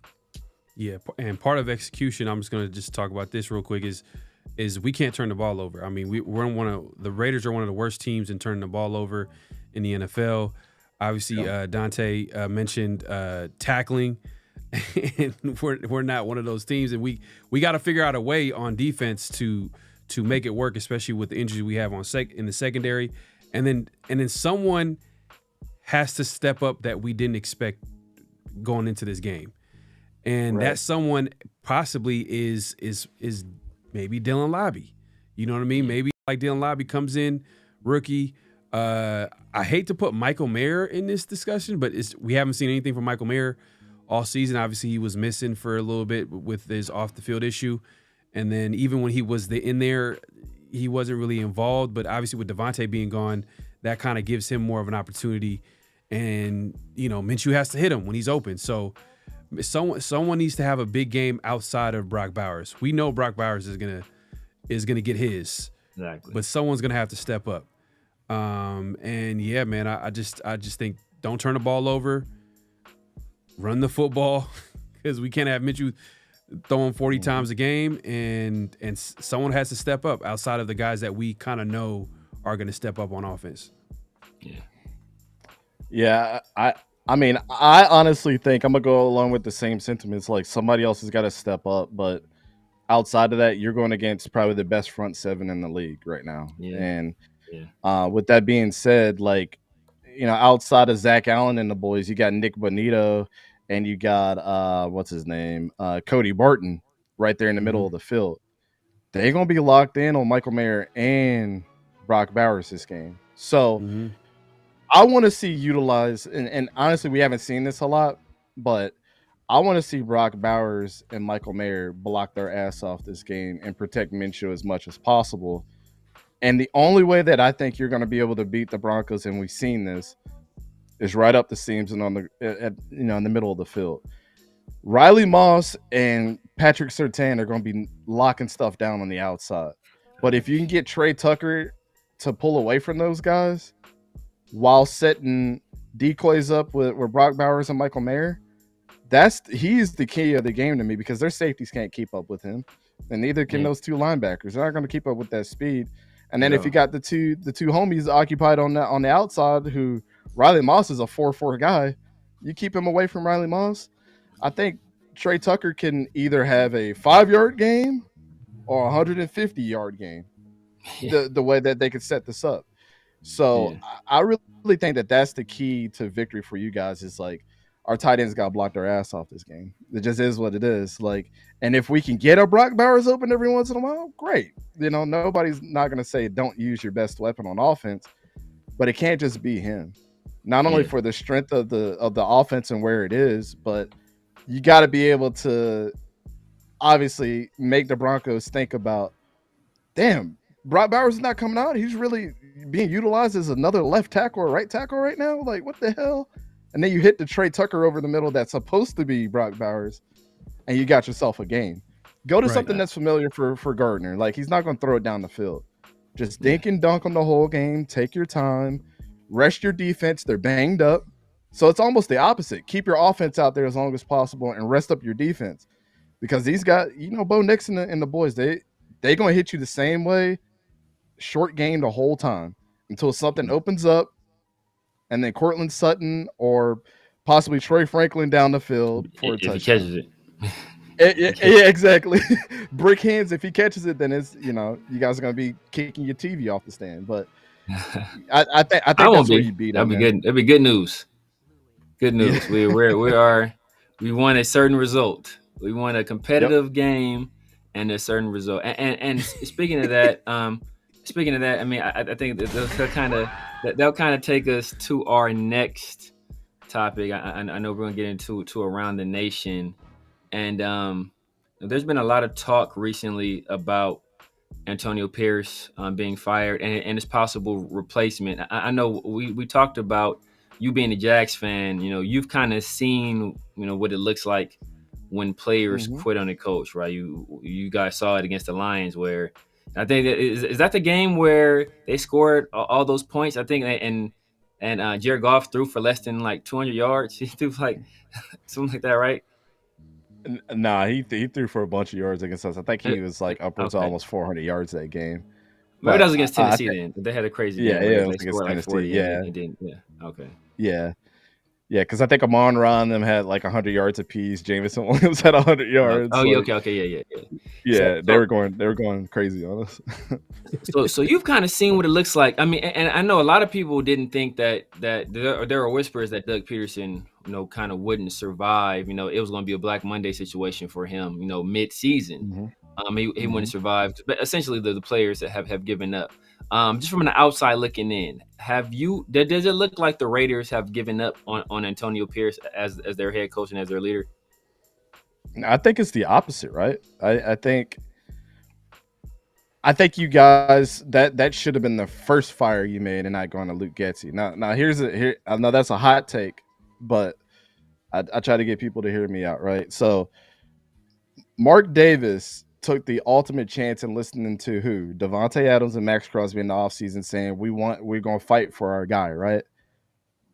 Okay, I get it. The dude doesn't have a resume. Didn't really look all that great. The sanctions that are happening at Arizona State, really not that great of a look. But he's an NFL guy. So, nice rah-rah situation. This is what I told other Raiders fans, right? I'm like, when a good thing happens and the highs are really high, you ride that wave. But really and truly, we're going to see what he's about when he has a whole offseason doing this thing. The worst thing that he could have did was go and get Luke Getsy, who failed miserably, right? You had Cliff Kingsbury, but I'm a big fan of, if you want to be a head coach and make a name for yourself, you bring other people up with you. There's other people that were in that building that were ready for their shot. I don't know who their names are, but I'm sure you guys know that maybe a quarterback's coach, a tight ends coach that's been at the organization for a while, that could have been like, all right, AP, let me see what I can do. AP would have got more praise for doing that and given the little guy a shot that worked his way up than going to get somebody that failed. So that's the reason why I'm like, well, you're going to fire Luke Getsy, but you knew what he had, but you could have did the ultimate thing as a leader and brought some other guys with you. And then, you know what? The players would have been behind that too, because these are coaches that they're familiar with. Oh yeah, we could win with them. Yeah, tight end coach. Yeah, man, he's great. You know, the running backs coach, the quarterback coach. Yeah, these guys are great. Yeah. I think he should have been the first one to go, and it would have been easy to say he doesn't have a resume. We were riding the wave at the time. We made a mistake. But what looks worse is like Mark Davis firing him after he put so much faith in him. So he kind of backed himself into a corner. And it's like, well, what's the easiest thing to do now?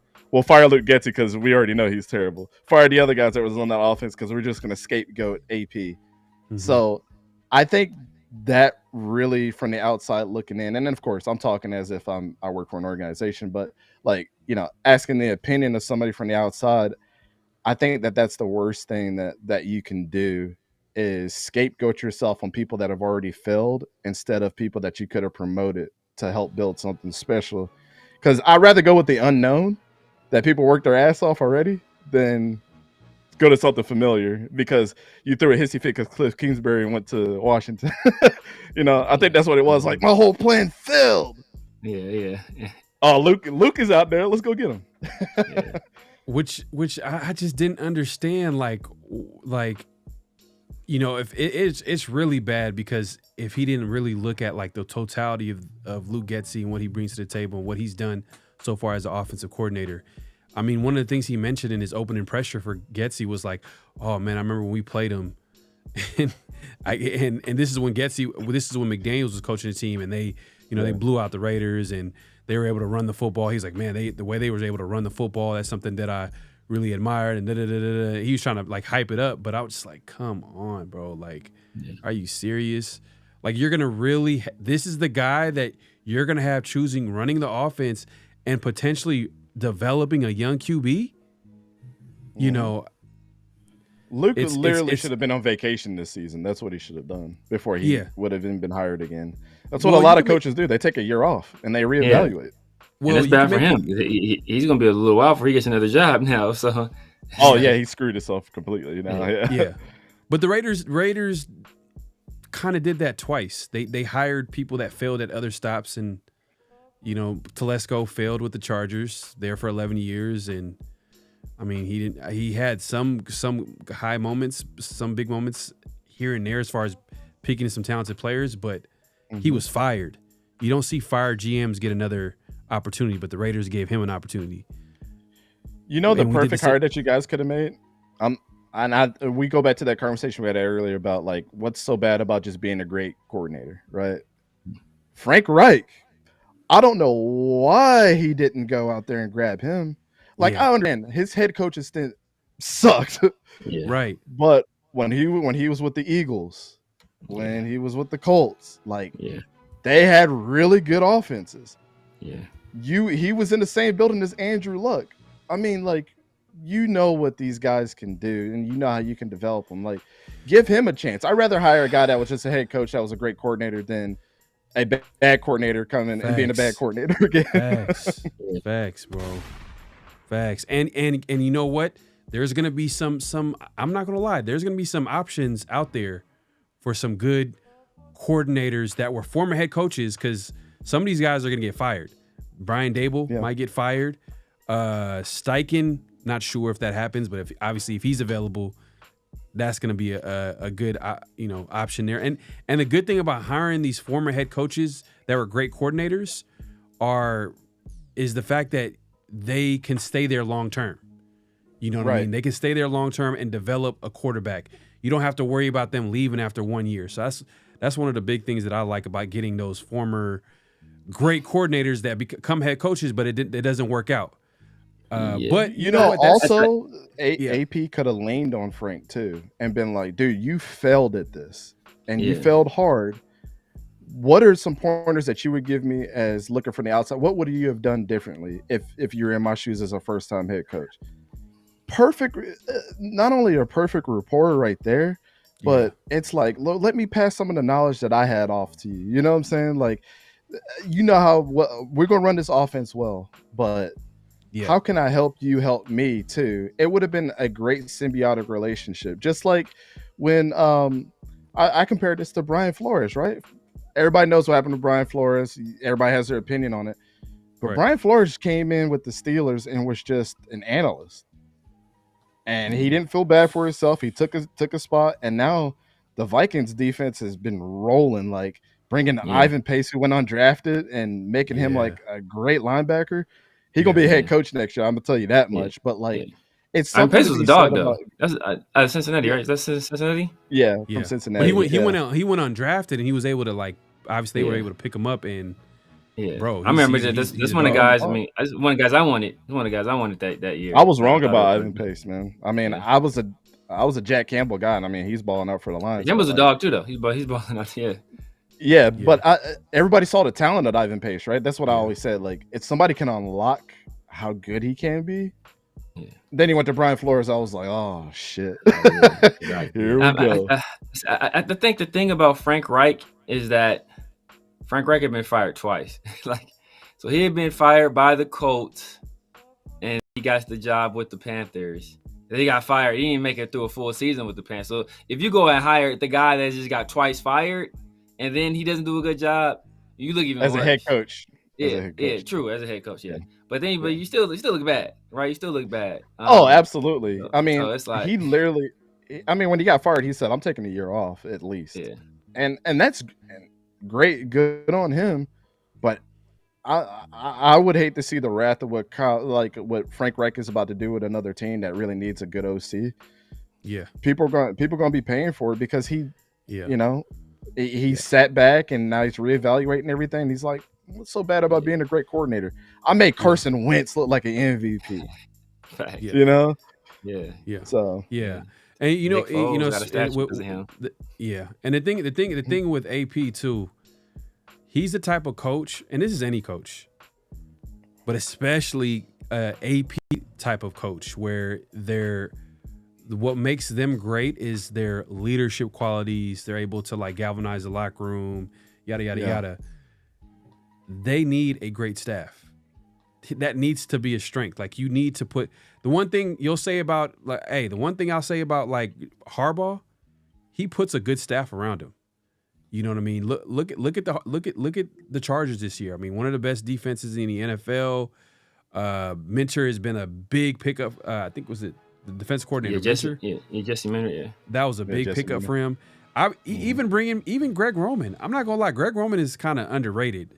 I mean, I'm not saying he's spectacular, but like what he's able to do to develop like certain offenses, like Lamar Jackson, he helped Lamar Jackson develop early on in his career. Because early on, Lamar, he was more of a running quarterback, and he was able to develop. But you added the anomaly of a Lamar Jackson too. It's hard to coach that type of guy. But you got Justin Herbert, who's a traditional quarterback that every once in a while he can make stuff happen, which is great because that's not part of your playbook. It's like he's going to improvise when he needs to. Lamar's going to improvise a lot more. So Greg is like, I can install an offense knowing that 70% of the time, Justin's going to beat you with his arm. And he's going to throw it to every single receiver on the roster. So, I totally agree with you there. Like, people shit on Greg Roman. Yeah. And you even take it all the way back to San Francisco when he had Kaepernick. I remember the league couldn't figure out Kaepernick for a year or two, like that in that whole offense. That was because of Greg Roman. And Harbaugh is able to build those type of staffs, and it doesn't just stop there. There's other coaching staffs. I think that's probably going to be, if there's going to be a downfall for AP, it's the staff that he built around him. Because where was the staff when he was looking for another OC and his option is Lou Getsy? What happened to all the experience? What happened to Marvin Lewis? Like, hey, what are you doing, man? Like, this guy last season. And that's another thing. You're bringing in Marvin Lewis, and it's like, he's failed too. Like, he was with you during that disaster at Arizona State. And there's been reports that he's there. I don't know. It's just rumors, but like him and some of these older guys on the staff, they've kind of checked out and they're mailing it in, and it makes sense. I mean, Marvin Lewis, he's been there, done that. Like, he's seen everything. So like the Raiders situation must be like, just man, like they're paying me. You know what I mean? I got some on him, but absolutely, I got some connections to be here. And I'm getting a paycheck. But nothing to take away from him. He's an all-time great coach. He's probably passionate what he does, but it just feels like nothing that we thought was going to work with AP, with all that experience that was added to the staff. It did not help this team. It didn't help think about it. Pretty much the entire offensive coaching staff got fired. You know what I mean? Offensive line, OC, QB coach. I mean, running back coach, wide receiver coach is still there, but maybe they're there because of relationships. Like they got good relationships with. Hold on 1 second, I'll be right back. But we're gonna get into Around the Nation, man. There's a couple of things that happened this week, and Devontae was out here talking as he usually does every week, once a week, with the Up and Adams show. Go ahead and share this real quick.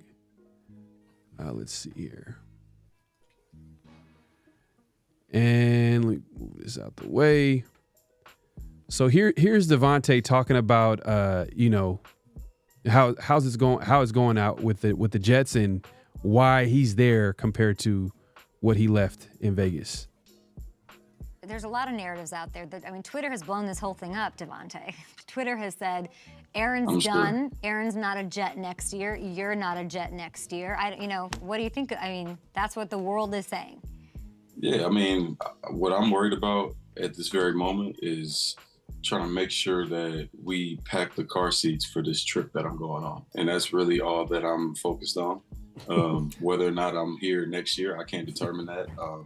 I'm not really thinking about next year. I'm thinking about trying to get a few more wins before we get out of here. Because if you bet me $1 million, I would have taken the bet. We would not have only had one victory right now. And, football is a tough sport. And obviously you look at it, people are obviously going to talk about whether or not it was the right thing to do for me to leave, teasing at the fact that, not much has changed as far as the record or, I haven't gone for 100 yards many times. And it's just a bunch of people just doing what they do. And it doesn't bother me at all. I don't, honestly, like I said, I don't pay any attention to, the chatter on the outside. And when I say I don't pay attention to it, I don't read it, any of it. Anything that I do here doesn't really matter to me because if I had, if they think I was the best in the world still or whatever, it's still not going to have any bearing on the way that I play. So I'm not really concerned on that. It's more about trying to make sure I get the most out of this season at this point. And regardless of whether or not it was the right thing to do, it was the right thing for me to do to come here and change scenery. And I think there's no denying that things are different. We haven't won the games that we were maybe supposed to win or, hoping to win. But when you look at the situation I was in Vegas and you look at the situation I'm in here, with the way that this offense is able to, the potential of this offense, or at least I at least feel hopeful that, going into the next game that we'll be able to have a good performance. And just based off of, different variables in Vegas, I started to not feel that way, even about myself and what I was able to go out and, contribute week in and week out. And there may be games where I have, 40 yards or something like that. And, I don't rock the stat sheet, but I still have a feeling that going into that game, we're going to be able to do our thing on that, minimum the offensive side of the ball, because that's the only side that I can, have something to do with. So at least just not feeling just helpless and hopeless, that at least, makes me feel better knowing I came here, gave it a shot. I'm still working with somebody that, I have a lot of confidence in and still can play ball at a high level. We just got to find a way to execute better and more consistently. And that's really what it comes down to. I like how the last part of that was like the most reasonable thing he said the whole time. Bro, he's got to play ball more consistently. Man, like what you could have started and ended with that. Been done. Bro, he was in denial. But Dante, man, quick take on what you thought about what he had to say. I mean, you're just moving the goalposts at this point in time. And look, I'm a Devontae Adams supporter. I got his jersey, I like the player Devontae Adams, but I mean, things can't be denied in the fact that if you're not there to do one of two things, be an ultimate contributor to the Jets and keeping it that way and keeping other teams' names out your mouth, just move on. Like, it's in the past, right? Nobody wants to hear you talk about your past girlfriend all the time. Move on, move to the next thing. Let bygones be bygones. And then on the other end of that, you have an ultimate teammate and star caliber player in Garrett Wilson. That ultimately this dude said that you're one of his favorite receivers and you're on the same team as this guy. Be the ultimate mentor to him. just say, hey, I got 2 jobs to do: be a receiver and help my young guys out, be the best that they can be. I don't think anybody would have a problem with him saying that, but it's just like always about the next team that you're going to be going to, and him talking about getting the car seats ready. So like, you're already just saying, I don't want to be here. Like, I'm only here because I'm here with Aaron right now, and then whatever team I get next, like, it's hard to defend him, man, at this point in time. And I have been, and I'm just like I told everybody, I think he's going to go to the Jets. I got slammed for that, but I'm like, I think he's going to the Jets. He's already proven that he's going to just go to play with his best friends at this point in time.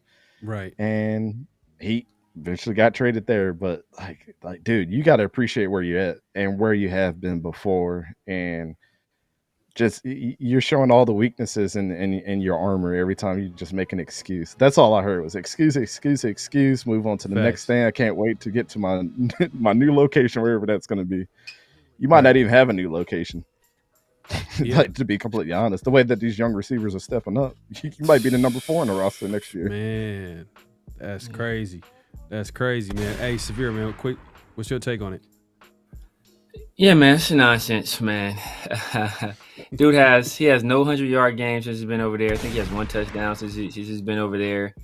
They have 1 win, I believe, since he went over there. He talks about getting away from the dysfunction. You hear about Woody Johnson just going rogue and firing Robert Saleh, and then you firing the GM, and then there are already whispers that Aaron Rodgers isn't going to be back next year because they don't want to deal with him. Cause like they can't stand his attitude. So so where does that leave Davante Adams? He left a bad situation, or at least he was playing for the team that he grew up rooting for, with a coach that he advocated for, in the state with no income state tax. Or no state income tax, right? Now he leaves that to go to the New York Jets, which have been traditionally one of the worst, another one of the worst franchises in the NFL. But now you're paying all those New York taxes, and you went there for Aaron Rodgers, but once again you're going to play with your friend for 1 additional year, and then there's a very good chance that he's gone again. So I mean, he just keeps making these wild decisions, man. Like we talk about Mark Davis decision making. Davante Adams is probably one of the worst decision makers in the league right now. Man, facts. And I had to look it up. Davante Adams is number 9 in drop rate this season. Sheesh. Hey, man, Davante, bro, he just sounds like someone that's been spoiled his whole career. I mean, early on, he's played with Aaron Rodgers in his prime, with Green Bay Packers, who. Hey, I'm not gonna lie. Packers are one of the most respected franchises in the NFL. Like, they year in, year out, the Steelers and the Ravens are the top 3 to me, bro. Like, when it comes to drafting and how they run that franchise, how they develop their development of players. Like, look. I don't remember the last time the Packers didn't have a quarterback, and that's one of the hardest positions, like to develop, to have, and the Packers seem to figure that out. And that being said, it just. Davante found out real quickly, leaving the Packers, it's not the same playing it elsewhere. You got to have a different type of mindset. You got to understand how things really work. And he wasn't built to be a Raider when it was all said and done. And he ended up going to a guy that he was familiar with, that he played with the Packers. He thought it was going to work. It didn't work. And he sounds like he's in denial. Like, at the end of the day, like, it's not working. Why are you acting like, I came to a situation and, it's... Like, even though it's not working out right now, I still feel like I could, bro. We see you dropping passes. We see you, we see the offense not firing all cylinders. You know what I mean? I just think that he's not going to admit it. He's not going to admit it, maybe because of ego purposes. But he made a terrible decision. I said that he should have went to the Commanders. He should have figured out a way to put that. I don't know if the Raiders were even going to do that and fulfill his wishes, but if he made it known that, hey, maybe the Commanders could have been an option. I thought the Commanders could have been a nice little, or even, there are other teams with better situations, but he didn't want to take that risk. You just mentioned he wants to play with his friends. I'll tell you the team he should have went to was the Saints. Steelers? Oh, Saints. Oh, yeah. Like, literally. the best weapon on the Saints right now because Chris Olave is been hurt. Marquez Valdez-Scantling has been in the last 3 weeks has been the best deep threat in the NFL. Isn't that crazy to think about? The dude that used to drop the ball all the time has been the best weapon for Derek Carr. You're telling me that he wouldn't? He played for the Packers too, right? Yes. So they could have had both of them on the same team again, but I think that he could have been balling out at least a little bit for them, or at least been doing better than he has been with the Jets. Because Derek Carr would just force feed him. At least Derek Carr is younger. Like Aaron Rodgers, we knew that his time was coming. So it was just a bad of an eye when he was going to be out. The dude's 40 years old at this point. Exactly. Nobody's Tom Brady, man. And he's been contemplating leaving like the past 2 years. So Go with the dude that's got a little chip on his it's shoulder. not that he left, bro. It's not that he just left. It's just the way he did it. Like, why would you? You were it was super dramatic. Like, it was after a win, everybody's feeling good. He goes into Antonio Pierce's office like, you know what, I want to get traded, and he didn't even play that game. He didn't even play the game that they won. And he said I want to get traded. And then the next day he goes on Up and Adams show and act like that never happened. He tried to say all the noise ain't coming from me.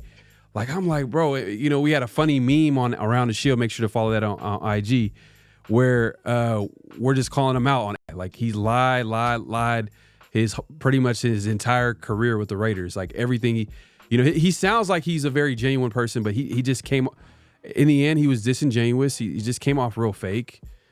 And I understand it's the NFL is a business, but like, if he would have left during the offseason, or if he would have left I don't know. Maybe I'm asking too much and I'm not being realistic, but like, just the way it happened and unfolded, it just left. You know what should have happened in his career trajectory is he never should have came to the Raiders.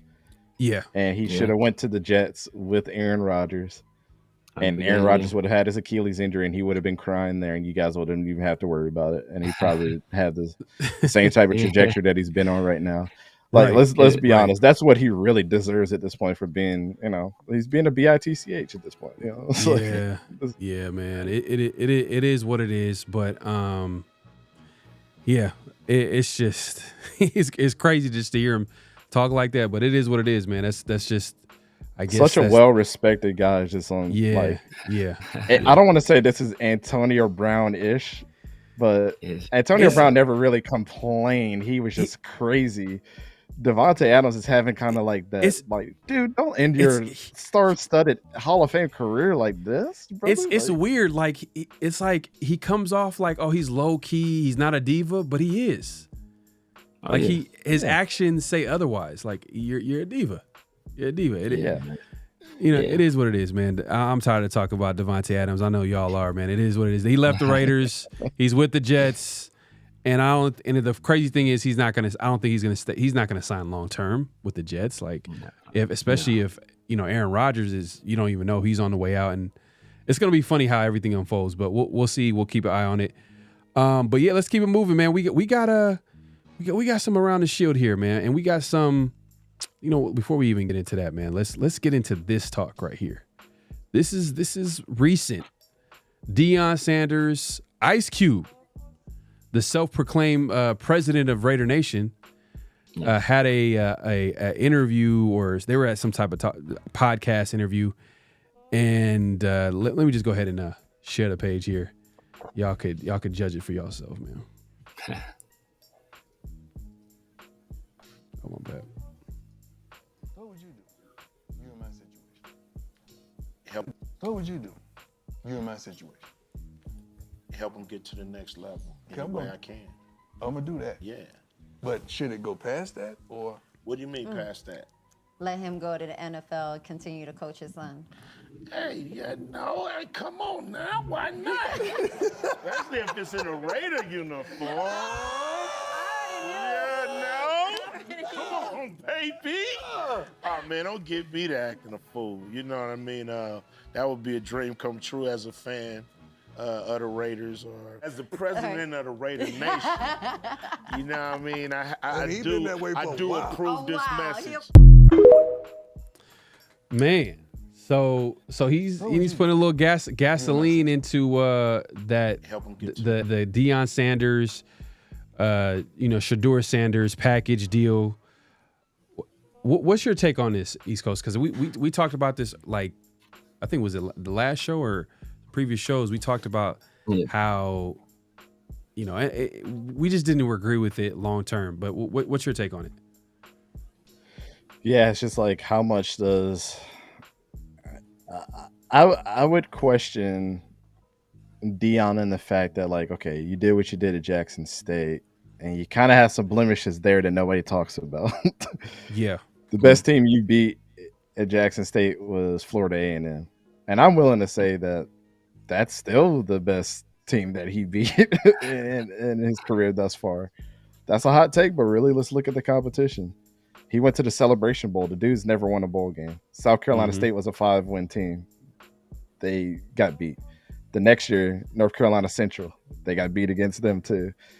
Then you come over to Colorado, have a 4-win season. Granted, they were 1-11 the year before, but you still were last in the Big 12. Then you go into transfer portal and you grab 40-plus players. A lot of those guys aren't even starting now. So it was like, why'd you grab that many players and then just kind of stunted their careers? But every single week we're like, we're there for a 4-win team.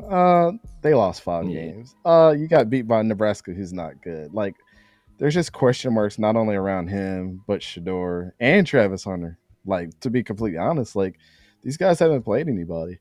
So if I'm looking at that from the NFL perspective, like, are you wanting to bring him in because of the hype? Like, you get it, right? He's going to bring you the ticket sales and people are going to get hype.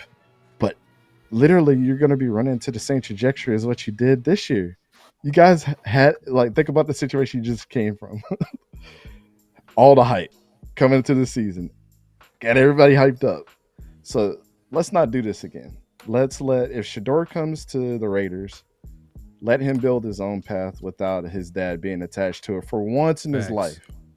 Facts. I think that would be not only commendable from Deion's standpoint, that he actually kept his word for once and staying with a school for more than 2 years and helping build something, but then you give Shedeur the confidence to be like, look, I did what I did, and that's already hard enough for you to follow through, even though you're playing a different position. But I'm top 5 all time, if not top 3 all time player. And some people, the best player to ever play the game of football, that's already hard to follow up as your dad. But then also, you're going to an all time team that you know that your son is going to be surrounded by nothing but love, because that's who everybody wants from your side. Like, the consensus is, let's go get Shedeur.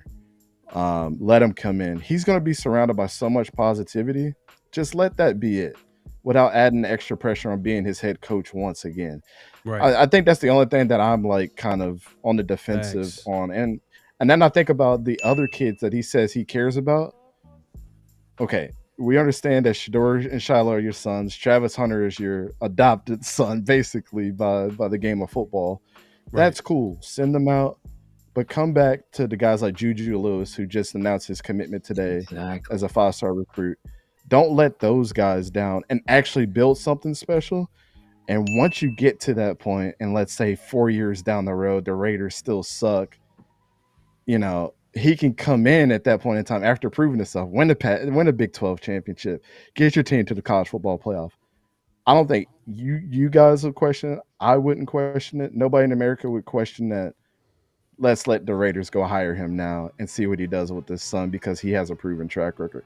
I think that's my only pushback, because a lot of time when I talk about it, people are like, you just hate Colorado. You just hate. I don't. I'm just being objective to the fact that, like, you have guys like Dan Lannon in Oregon that became the graduate assistant and worked his way up and did it through the mud. And now everybody's like, he should be an NFL head coach. And he's like, nah, I'm going to stay around and do what I got to do, because the mission is still to win a national championship and to be here for the guys that I recruited. I think that's, you can't take yourself away after 2 years. I mean, if you guys are managers at your job and you're looking at, my wife was just saying this about somebody that they were talking about, like, you're looking at their resume and you see 1 year, 1 year, 2 year, 2 year, 2 year. You'll be like, well, he's just going to be with me for 1 or 2 years and then he's just going to bounce out. when the going gets rough, can you hold your feet to the fire? But right, I think that's my biggest reservations about it. I wouldn't hire him after 1 year. Bring Shedeur in, see how he does. If he has success, and you feel like you have to connect them once again, I wouldn't have a problem with it as long as he's got the resume builder. So, hey man, great answer. I just I agree, man. I agree. Long term, what does it look like? I mean, and you also have to question Deion's motivation. Does he want to be an NFL coach, or does he want to coach his? Does he want to coach his son? Which I have no problem with. I mean, I respect it. He's involved with his son. He wants him to be successful. But from the Raiders' perspective, it's like, so you're telling me that if your son doesn't work out here, you're checked out. You're not going to be here. Like that's just the whole the foundation is not. But that's exactly what I was saying. Is like show that you're committed to other people that are not your family and building them up too. And that's it. That's exactly my point. Is like he would prove that. Like I had a successful program with people that are not my family. Exactly. I can do it. Yeah, facts, 100%, man. But yeah, man. Let's move it along, man. Because I know me and Severe, we talked about this early in the week. 50/50 show. Make sure to check that out. Yeah. Check that out every Tuesday evenings. Also, make sure to clock in, like the thumbs, man. Like, comment, subscribe, hit that notification bell. Fire show, man, so far. But let's actually continue that conversation. Shedeur has his podcast. I don't know if it's his own podcast, but he does his podcast every now and then. He had Cam Ward on there, and they had a really interesting back and forth about contracts, future contracts, NFL contracts. And this was before the season started. It was him, Cam Ward, and Kyron Drones from Virginia Tech. They all worked out in the offseason. But yeah, this was an older clip, but yeah, it's kind of relevant now in the way the players are. Resurfacing. Yeah, appreciate the little insight there. Yeah, so yeah, this is before the season started. So let me go ahead and play the clip. Who's gonna have the biggest contract? Second contract. If we winning as a team, I'd take a pay cut, but I'm gonna get mine still. Okay, that's not really a pay cut because you're gonna get yours still. It just won't be front loaded. It'll be on the back end. You're not gonna max out. That's still taking a pay cut early though. Yeah, but if it's guaranteed, it's kind of like guaranteed. Like Pat right now, he taking a pay cut compared to Trevor Lawrence's new deal. So they got the reconstruction. Shout out Trevor Lawrence. Ain't time to do that. And he winning. That's why I say, really, if you want to win. Who's going to have the biggest contract? Second contract. We winning. So real quick, what's your take on this this conversation? I mean, it's all nice and dandy that you're saying that, but literally these kids are coming off of something that a lot of these current players have never gone through, which is NIL and making millions of dollars already. So it's a lot easier to come in from a struggle than being the number one guy and getting compensated because you're that guy right now. I think Cam Ward, his NIL deal was, correct me if I'm wrong, like $3 or $4 million to come in from Miami. You're not complaining. Yeah. So when you get your first contract, it's going to be like, just add a couple more million onto that. My second contract, I'd have already made all the money that I need to make. So yeah, I'll take a pay cut the next time to win. Right. To me, it's like, why delay the winning at first just because your second contract comes around and now you figure out, I got to get everybody paid. You can construct your contract however you want to. That's what your agent is there for. Your agent is going to push you to make more money, right? Right. But if you got the balls enough like Patrick Mahomes and Tom Brady, you're going to be like, my agent doesn't speak for my morals. I will take a pay cut. I'm comfortable with making this amount. So they can have that conversation as a rookie. But yeah, to me, it's just a lot more comfortable. Now, I would have loved to hear what Kyron Drones would have said about it because he's making way less money than they are. I mean, he's still coming in the NIL area, but you see, he didn't really say too much about it. But he's not a superstar like those guys are either. So I want to see what he had to say. He didn't say anything. So I don't know. Let's rewind the tape and see what some of these other quarterbacks that never were in the NIL era, see if they would say, my second contract, I'm gonna take a pay cut. Now they're gonna be like, I want my $20 million up front. What you mean? Nah, facts. Severe, man, what you got on it? What's your take? Yeah. It's all well and good to say that when it's a hypothetical situation. Like when it's not actual dollars on the page, where it's not actual real money. Like you can say that easily. Oh, man, I'll take a pay cut. Oh man, it's nothing to me. But when it actually comes down to it, and the money is actually in front of you on the line, and you can get it, you're gonna take it. You're gonna take it, man. Very few people are not gonna take it. So, I mean, I'm glad that they have that mentality, and that's what they're thinking about. They're thinking about like, hey, these are what great players are doing, and great players are winning. But like that, just you saying that now, paying lip service to it now, like let's see, like when it's actually real money and it's actually a real life situation, and you have to turn down some money or backload a contract, like to help your team sign some other players. Like, are you actually willing to do that? Maybe maybe Shedeur might be able to do that because hey, his family's taken care of. But Cam. Like you have opportunity to change the trajectory of your family tree, with one contract. So like, are you willing to kind of throw that away or lessen that? Like it's different when it's real. Right, you want to hear my hot take on this real quick? Yeah. Okay, go ahead. So here we go. Cam Moore was projected to be a 6th or 7th round quarterback last year, right? Yeah. And he committed to come out to the NFL. He said, I'm declaring for the NFL draft. He came back because Mario Cristobal in Miami reached out to him. They said, we need a quarterback. Tyler Van Dyke is going to enter the transfer portal. He's going to Wisconsin. His NIL valuation is $2.1 million. He's sponsored by Adidas, Bose, EA Sports, C4 Energy, and Giorgio Armani Beauty. So, are you saying this now because you got all that stuff and it was set up? Yeah. This is Cam Ward after the NIL deal. What would have? Why did you come back to college in the first place if this wasn't a big factor of you coming back? Yeah. I'm just saying if money wasn't all that. So it's kind of like he almost seems like a liar to be honest, and just saying the right thing for a podcast when you put that in the account. But I'm not motivated by money like him, but somebody put $2.1 million in front of my face. It's more money than I've ever seen in my lifetime. So. Exactly. Right. Yeah. It's hard to believe when they're talking about so much money and they're talking about it in a podcast where they and you already got like everybody's listening, and it's and like quarterbacks are like trained very early, like to say the right things, and I get it. But he did say he kept it real. He said I think he did say like if the team is doing what it takes to win. Yeah, I think he said something like that. Then I would be open to making it work. So that I believe that. I believe that like I can see the mindset of a player like, hey, look, this team is doing what it takes to win. I'm gonna try to figure out a way to keep it going, make it competitive. Mm-hmm. I believe that part of it because what he's trying to say is if they're not doing what it takes to win, you guys are gonna give me every penny that you got.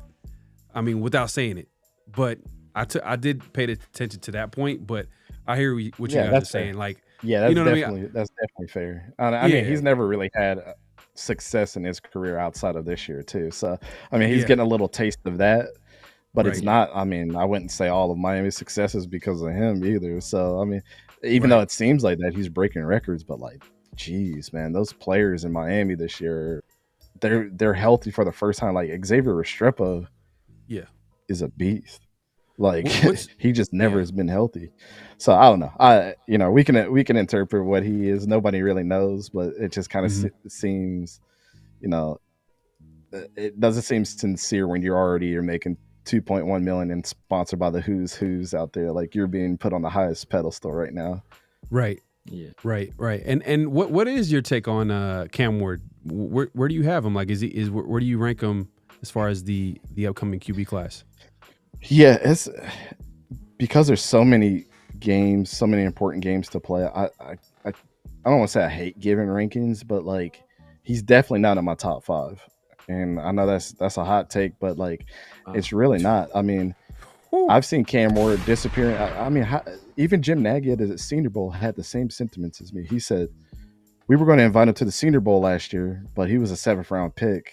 And why would I bring somebody that's really not going to increase his draft stock and showcase his skills?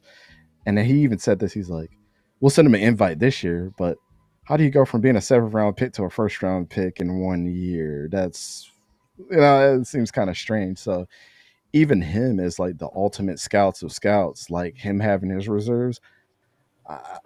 I think with him in college football, like I think like the first 7 weeks of the season, his receivers led in yak in college football. Then having Damian Martinez, who reminds me of Marshawn Lynch reincarnated. I mean, just watch that dude run the rock. Like, he's awesome too. I don't know. I think their team is set up for success. I don't necessarily think it's because of Cam Ward, but the reason why Cam Ward gets the hype, he makes that amazing pass in the game that's on the highlight, and people are like, oh, he's a great quarterback. Or they box score watch and they're like, wow, he had an amazing game. But did you not watch when he threw the interception that was horrible in the first half? Did you not see him fumble twice in the first half of the game? Mm-hmm. Yeah, it's great that you can come back, but like not everybody on that team wants to get your best in the second half of games. It's not going to work like that in the NFL. If you're bad, you're going to be bad throughout the whole game. Right. That's how teams are going to game plan. So I don't know. In a nutshell, I think he's a 5th round quarterback. That's just what I see out of him. I think he'll be a great backup somewhere. Damn. I hate talking. It sounds like I'm talking bad about the guy, but like he doesn't wow me. He just doesn't. I don't see the arm strength. I don't see the smart. I don't see him making pre-snap adjustments, which is most of the time where he gets sacked. It's like, dude, clearly you have 2 hot reads right now. They are literally stepping up like they're going to rush at you, and you don't pull your protection to that side. Wow. Even high schoolers do that, bro. Meanwhile, he's talking to NFL teams about his future contract. Tell them to bring me my money. Nah, but yeah, that's whew, man, that's definitely hot take right there, man. Because everybody has him as like one of the first 2 QBs taken in the draft. You're saying in the 5th round? That's wild. To me, but, if it was Dante's evaluation, yeah, I mean. Well, hey, 5th rounder. Hey, you know what? Let's get into it. I mean, you did say let's get Dante's evaluation. Yeah, let's get that because you did say last show you said that this is the best. This is a better QB draft class than the year before. And the last year's QB draft class, how many quarterbacks were taken in the first 12 picks? A record 6. You know what I'm saying? So, do you see that happening again, or you're just basing it off just the talent and what you see? Every time I watch the guys that I'm gonna name, they scream NFL quarterback to me. I think that they can go into a team and they can make every single NFL throw that I don't see all these other quarterbacks make. Like, I think Michael Penix Jr., he was amazing at Washington this last year. Nobody's denying that, right? Mm-hmm. And he was probably the most NFL ready quarterback. JJ McCarthy, I wasn't a big fan of JJ. Bo Nix, y'all know how I felt about him. Who were the other ones? Drake May. Drake May was just, that was the worst film I watched last year. I was like, oh my God, how do people think that this guy is good? Yeah. But I honestly said he has a skill set, and if he sits behind Jacoby Brissett for a couple of weeks, he might be good. He's been showing it. I'm like, all right, so kind of my advice was taken there, but nobody's listening to me. But that's just how I felt when I watched him. But they didn't wow me. It was like everybody, even Bo Nix, kind of had like a glaring issue. Like sometimes I thought Bo Nix sat in the pocket way too long. It's like, dude, I understand you could sense pressure, but like, is that going to happen in the NFL? He's not really having a problem with it. That's actually one of his strengths this year. Right. So you can only see what you see from college tape, right? And then when I evaluate quarterbacks, it's like, how is that skill set going to translate to the NFL? So that, like, my Shedeur Sanders video, people are slamming me for that, but like, I don't evaluate what he's doing in college. He's a great college quarterback. When I evaluate, is he going to be a great NFL quarterback? I need to see that separation. So I think that's where my evaluations kind of get me in trouble with, some of the fans that like don't know how to separate that. But like Curtis Rourke to me is the best quarterback in college, bar none right now, hands down. But he plays at Indiana. If he played at Miami, he'd definitely be talked about every single week. That's just a fact. The market dictates a lot of the time where you go. If JJ McCarthy was playing on Bowling Green, nobody would care. You know, unless there's some scout out there that was like, oh, he's got talent. That never really happens. So I think Curtis Rourke is 1A. And I'm going to give you my 1B is Dillon Gabriel. Dillon Gabriel from Oregon. I watched this kid from UCF back up Oklahoma. Mackenzie Milton and Mikey Keene, who's now at Fresno State, to him going to Oklahoma. You know, the only team to beat Texas last year in the regular season was Oklahoma, and Dillon Gabriel put that last drive, he put that team on his back. And they were one of the most feared teams in college football playoff last year. They were one of the 4 that went. So I seen that happen. And then what he's doing right now at Oregon got them as the number 1 team. That's not just for show, man. Like, people look at his height and his size, and they're like, oh, he can't do it. Baker Mayfield, Kyler Murray, the list just keeps going on. I don't care about size. Russell Wilson, we can't even have that conversation no more. Like, it's kind of ridiculous. Number 3. Go ahead. No, go ahead. Go to your number 3. Go to your number 3. Number 3 for me right now is Jalen Milroe. I kind of fought myself with this one because I really like my number 4 a lot. Jalen Milroe has done something that I haven't even seen Anthony Richardson or any of these other quarterbacks do in learning how to throw the ball through progressions this year. A lot of people like to say he's a run-first quarterback. Are you going to keep this big-ass quarterback from getting 150 yards on the ground if he sees a hole and running? No, you can't restrict him. But what you can do is have a coach like Kalen DeBoer, who just got done with Michael Penix Jr., to teach him, you have a deep ball, and it's accurate. How can I get you to do that in the intermediate game right now, too? I got some clips from you guys for Jalen Milroe where he's slicing dudes up in the air. Like, but people don't watch, so people don't see it. They did see his rushing yards, but he's crazy good, and Alabama is good because of him. And I thought he was like the first couple of weeks. I'm like, damn, Jalen Milroe is the Heisman winner right now. But they've had some bumps in the road, but now he's got them. Like, he's just every single week I see this dude, I'm like, he's learning, man. I love seeing maturation process of quarterbacks throughout the year too. Like, he's learning, and that's scary. Hey, you're getting me hella juice right now. I'm not gonna lie, bro. Because Jalen Milroe, he's that guy that's supremely athletic. That has he's probably gonna run a great 40 time. You know, everybody's going crazy about 40 time. Reportedly. So the fact that you're saying this about the tape that you're seeing, man, and we'll see, man. You got some hot takes, man, and let's just segue into your film breakdown. I mean, you named your top. I want to hear his number 4 guy. Who's your number 4? Who's your number 4? Yeah, who's your number 4? I'll give you guys 5 real quick. Tyler Shug from Louisville. People are like, who? He was there at Oregon. He was at Texas Tech last year. He's battled some injuries, but what he's doing at Louisville, they almost beat Miami. The last quarter, he was on fire. Throwing in tight windows. I mean, he's been doing this all year. But people look at the box score, look at his stats, and they're like, I mean, he's good, but like, how does he separate himself? Watch Louisville play. He's got a rookie running back that is having a great season. He's opening up the pass game for him. Like, he's been great. I'm a big fan of Tyler Shug. When he said he was going to the East-West Shrine Bowl, I'm going to the Senior Bowl. When he said he's going to the East-West Shrine Bowl, I was like, damn, man. Because I want to see him in person, you know, give people to work.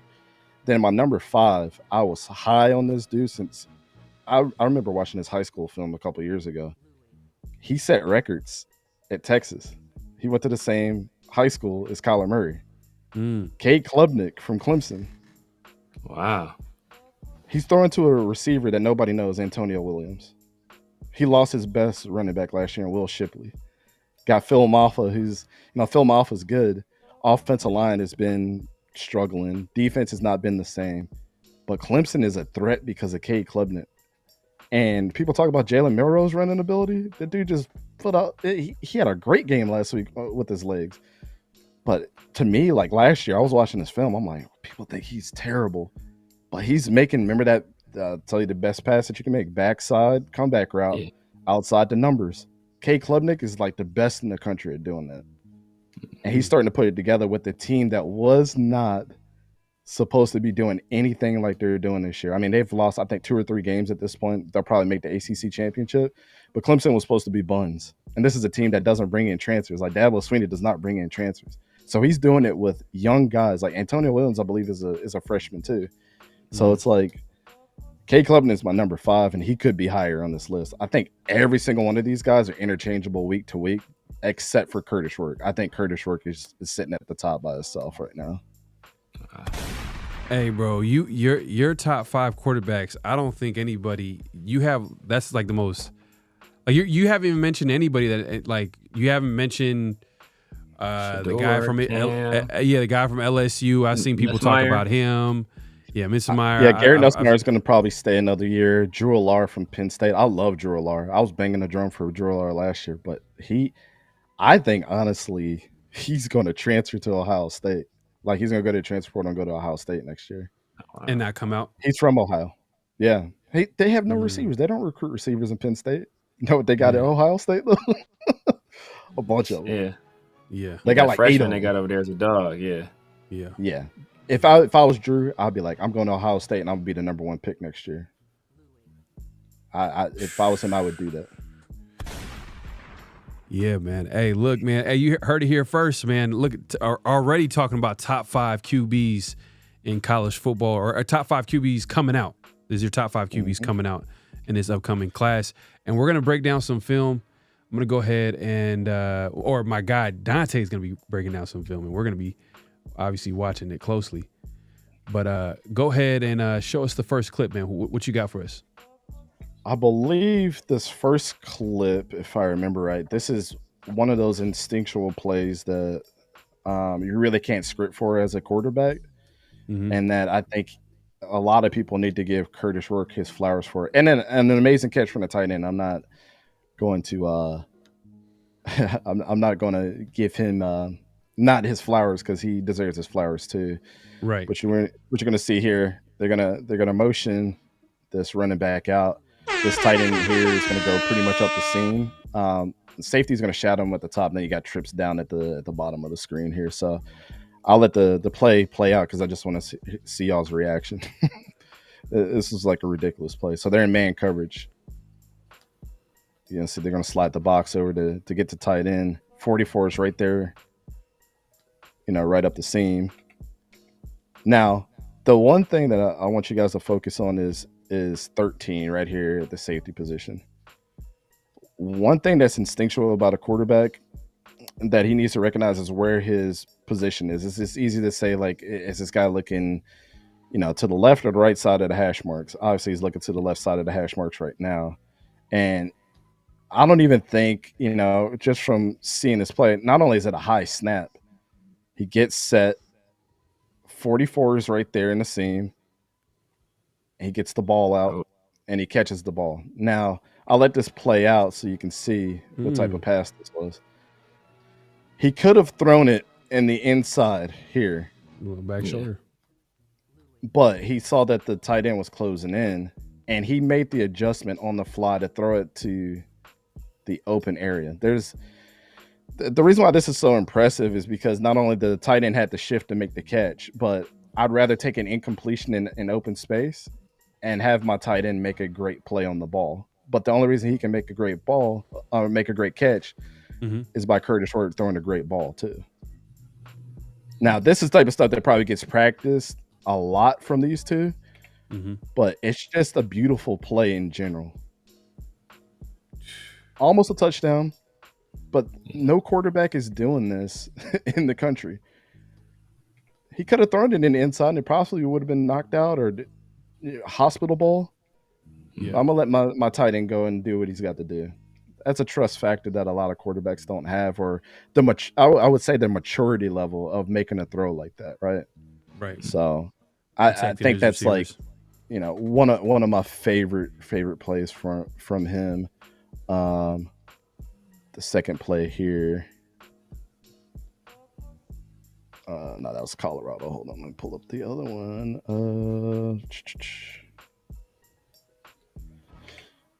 I can't remember which play this is. Now, this is all against Maryland. Maryland's got a pretty good defense. Oh, this is the this is just a simple 9 route, but I wanted to show it from this angle because I want you guys to focus on the placement of the ball.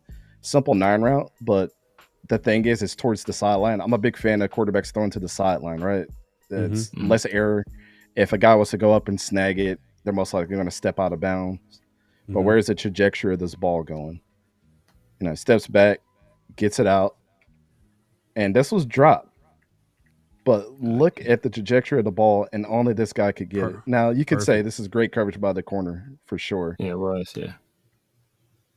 But it's the placement. So sometimes you can find the good and the bad, right? Like, okay, this guy was covered, but there's no way that this corner is going to be able to intercept this pass.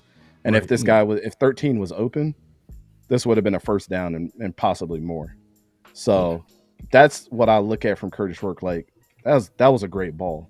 It just so happened to have great coverage. Two things could be true, right? Yeah.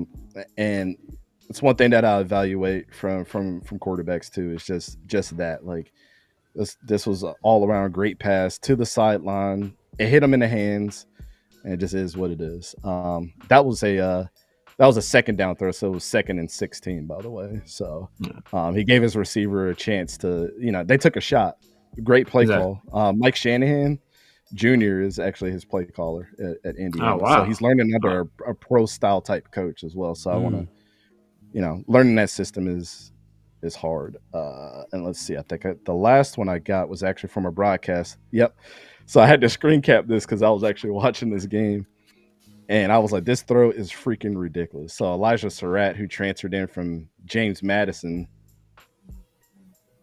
This, again, what throw did I just talk about? Yeah. Outside the numbers, backside. Yeah. Curl route. Yeah. And it was perfect.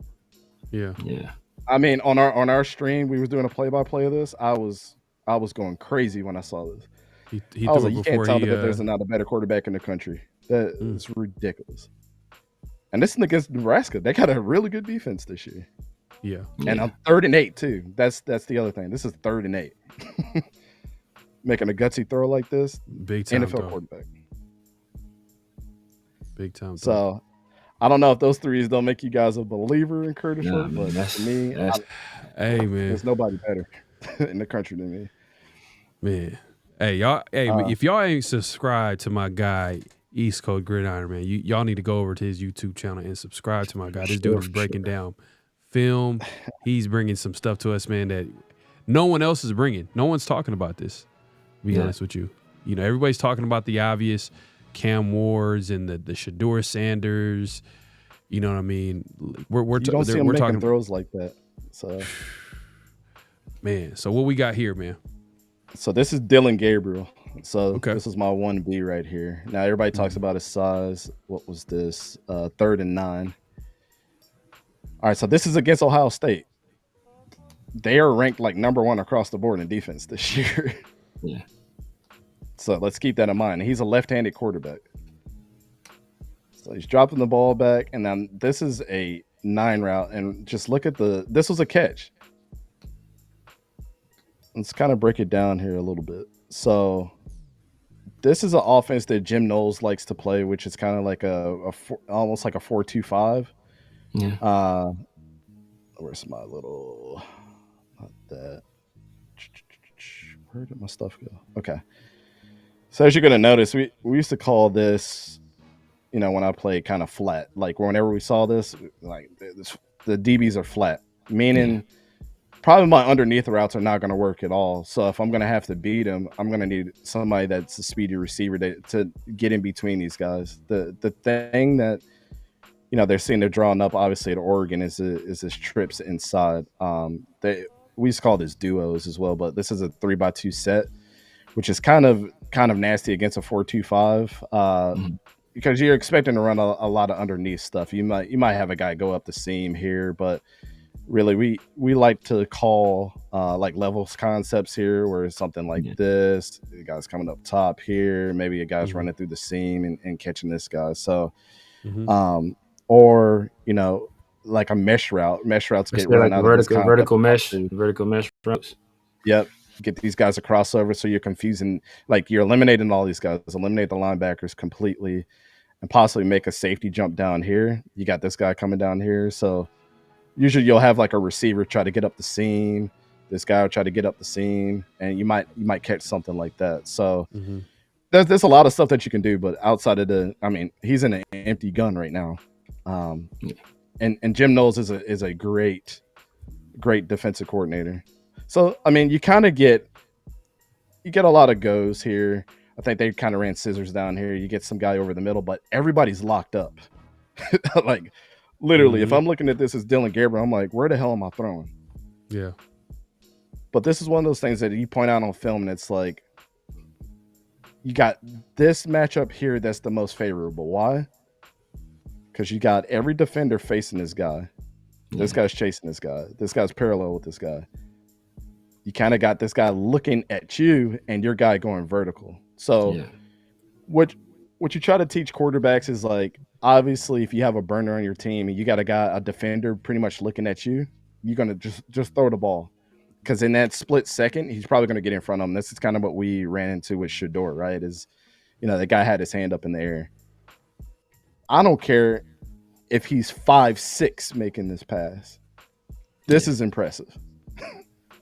Puts it right in the breadbasket, and then it's going to be, let's see from the other angle.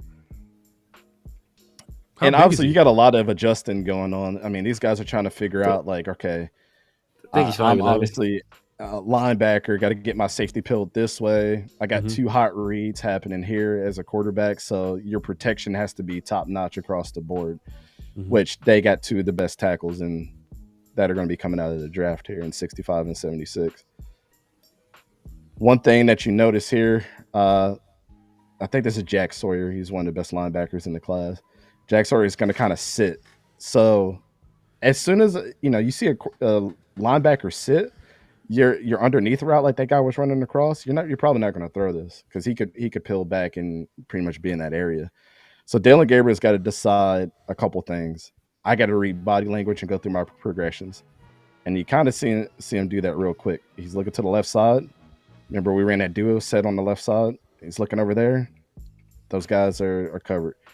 Guy over the middle, Jack Sawyer, already caught him coming across the middle here, and the other safety is peeling right here across the middle of the field. So you're probably like, okay, what's the body language look like on my guy that's running a 9? Had that guy looking towards me, dumping in a breadbasket. That's Tej Johnson, right? Yeah. One of the best route runners in the class. Bonus is people. The only way this works is if you put it in the breadbasket and don't stop his momentum. Touchdown.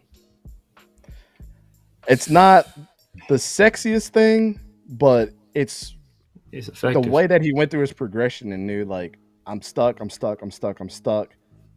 Get it to my number one guy. I only got a split second to get this ball out to him. As long as he can keep his momentum there, I take a one-on-one matchup on third down any single day. Real quickly, I know this might be too much to ask, but like, where do you project him to go in the draft? I know he's high. You rank him as but the way the NFL, like the NFL views the quarterback position a little bit differently. They might value. I think they value traits, and like Dillon Gabriel, I think he's not the biggest guy, which as of recently didn't stop them drafting Kyler Murray number 1, by the way, but. And shout out to Russell Wilson. Kyler Murray's a freak, though. Kyler Murray also won the Heisman and had a great season at Oklahoma too. So it's like, if Dillon Gabriel, he'll have to do a couple things. Right now, I project him being in like that third round. By the way that he's playing, which is not bad. Like, you're going in the third round as the stature quarterback that you are. People respect you. But I think he'll have to win a national championship. I think he'll have to win it convincingly. I think it would need to be down to him. And I also think that these next couple games this season, he needs to be the front runner for the Heisman. Like, there has to be no doubt in the fact that he increases draft stock, right? I think those are the things that play out for somebody like him, for sure. So, yeah, I mean, third round right now, I mean, if it was the Dante draft, you guys already know he's a first-round quarterback on the team. I think when you look back at Dillon Gabriel, people are going to be like, damn, we missed hard. because he's been doubted his whole career. He started from the mud. He came from Hawaii, went to Florida at UCF, then went to Oklahoma, won there, then at Oregon and is winning there. Yeah. I don't know how you can doubt a kid that's learned that many damn playbooks and had success too. Pro comp. Pro comp to Dylan Gabriel. Ooh, man. That is a great question. Does he have Russell Wilson escapability? He does, but like Russ like to throw downfield a lot, and I think Dylan likes to pick you apart a little bit. Like, I think he's good between the ears on like how Russell Wilson could be. Yeah. I would say this is gonna be a hot take. He reminds me of CJ Stroud a little bit, just shorter.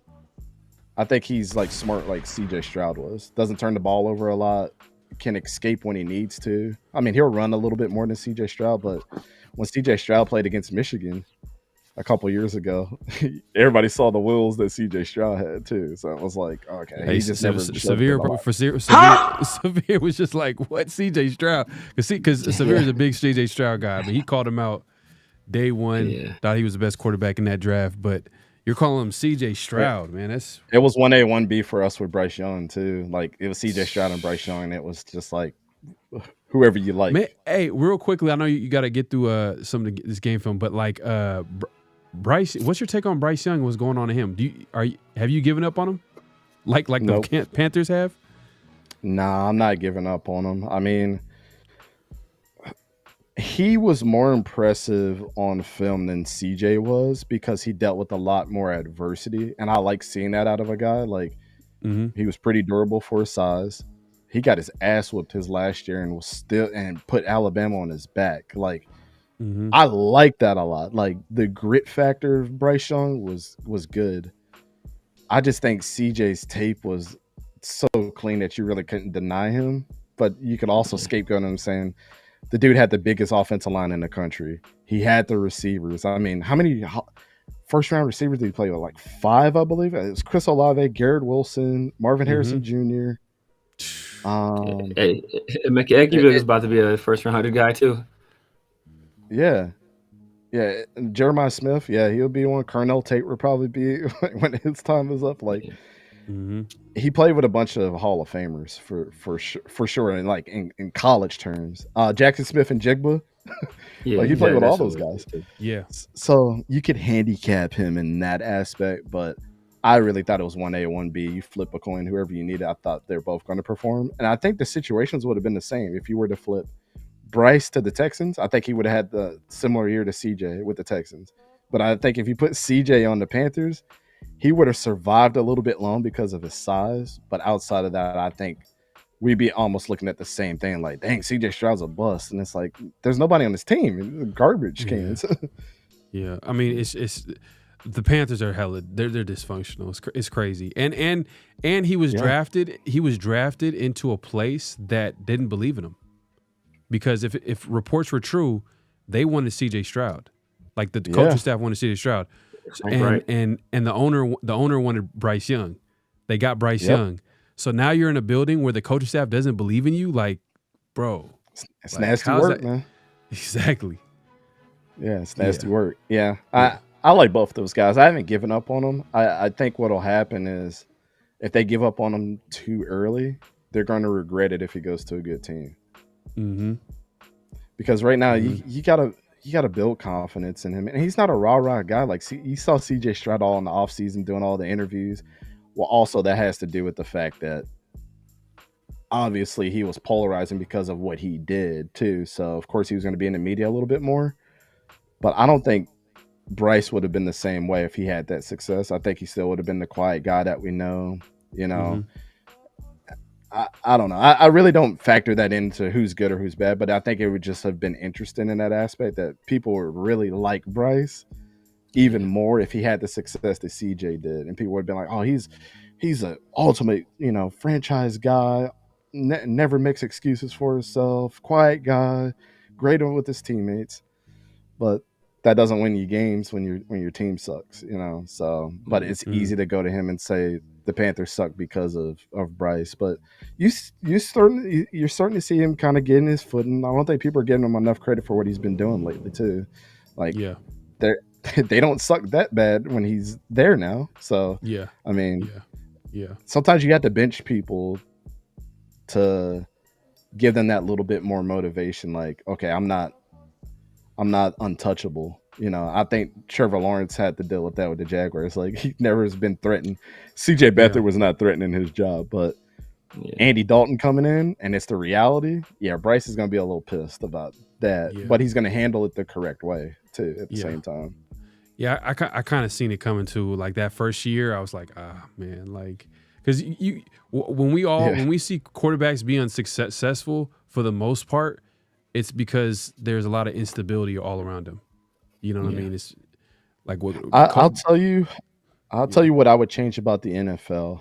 I don't know if you guys heard me say this, but just for your audiences too, like, I honestly think quarterbacks should be drafted only in the second round and below that.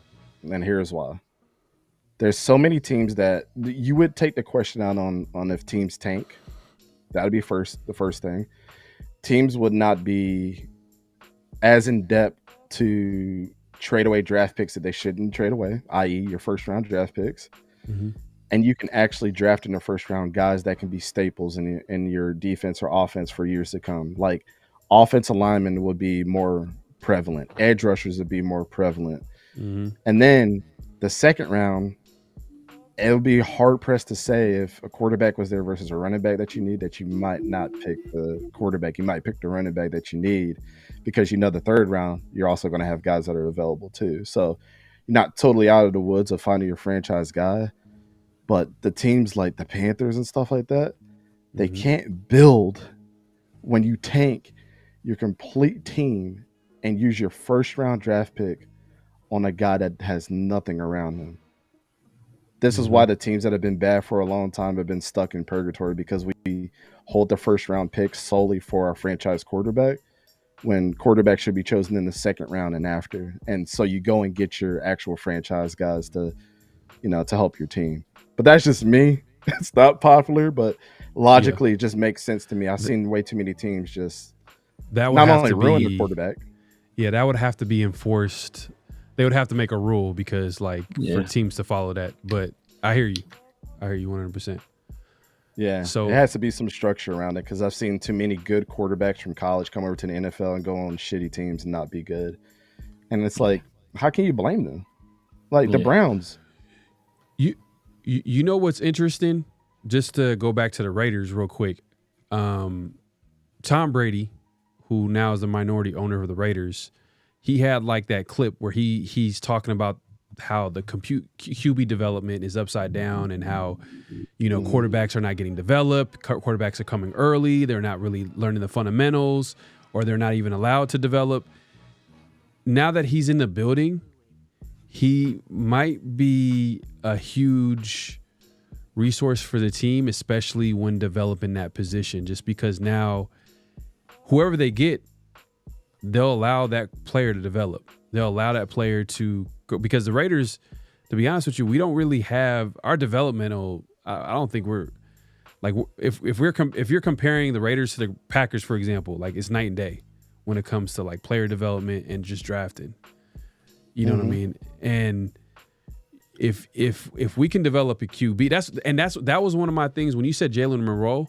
That was one of my, like, even Anthony Richardson. I like Anthony Richardson. I know you weren't big on him coming out, but Jalen Monroe, I'm like, him going to the Raiders, I don't know. I'd be scared for that to happen, just because I have trauma when it comes with developing players, especially the most important position on the football field.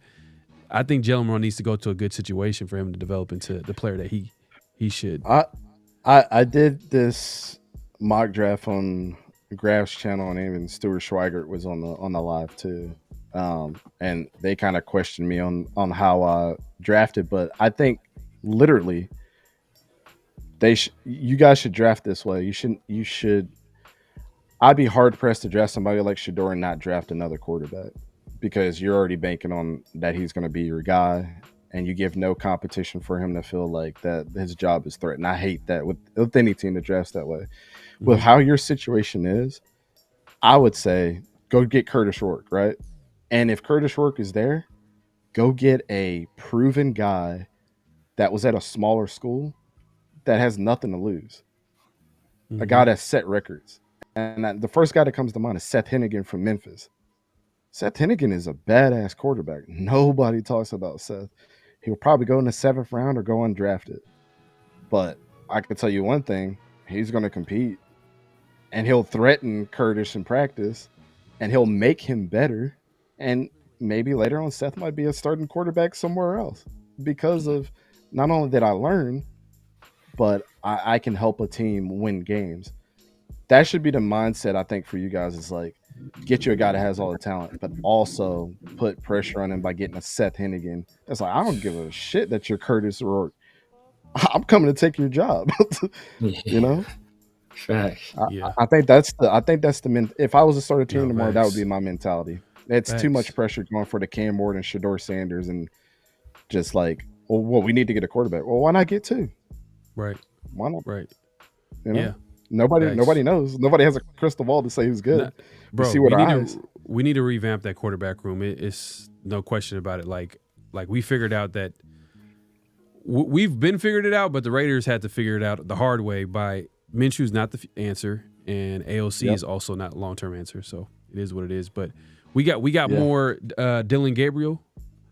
Yep. This is I think this is a let me pull this off.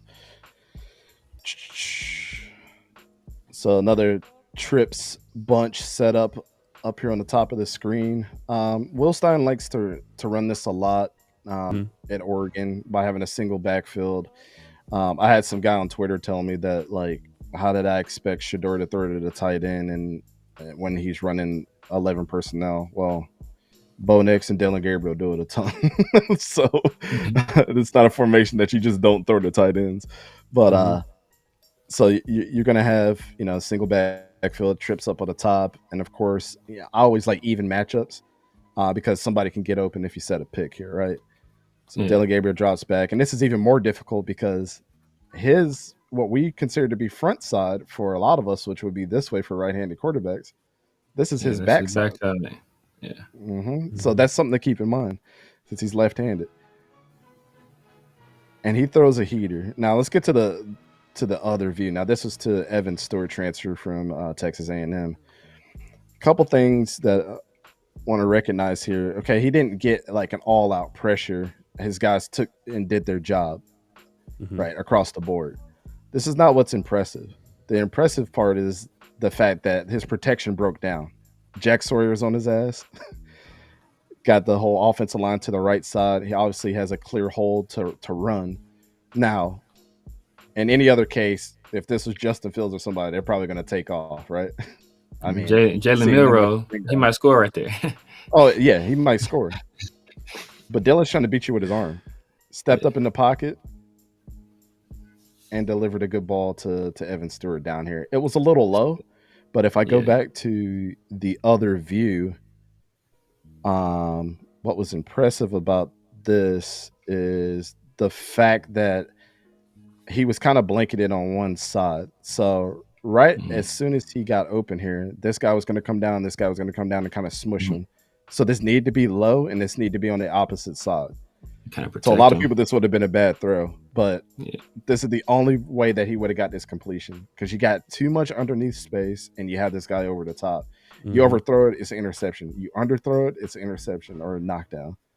So you had to throw it low and you had to throw it to your even side, which would be this side of the field. This is the type of stuff that, like, I don't think people realize. Like, they think that this is a bad pass, but you had to put it there or it could have been a disaster. Again, the difference between the open throw or the right throw. Yeah. Because he could have hit homie on top right here too. I get that. He was getting open. But the pocket was collapsing. He had to make a decision. Right. So I just wanted to call out that pass was, I thought that was pretty excellent. And these are unorthodox passes, right? Not that everybody's gonna say is amazing.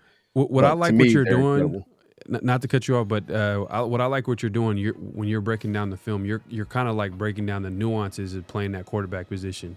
You're not showing like, oh, throwing it deep. Oh my God. Like you're showing it like, hey, this guy, yeah.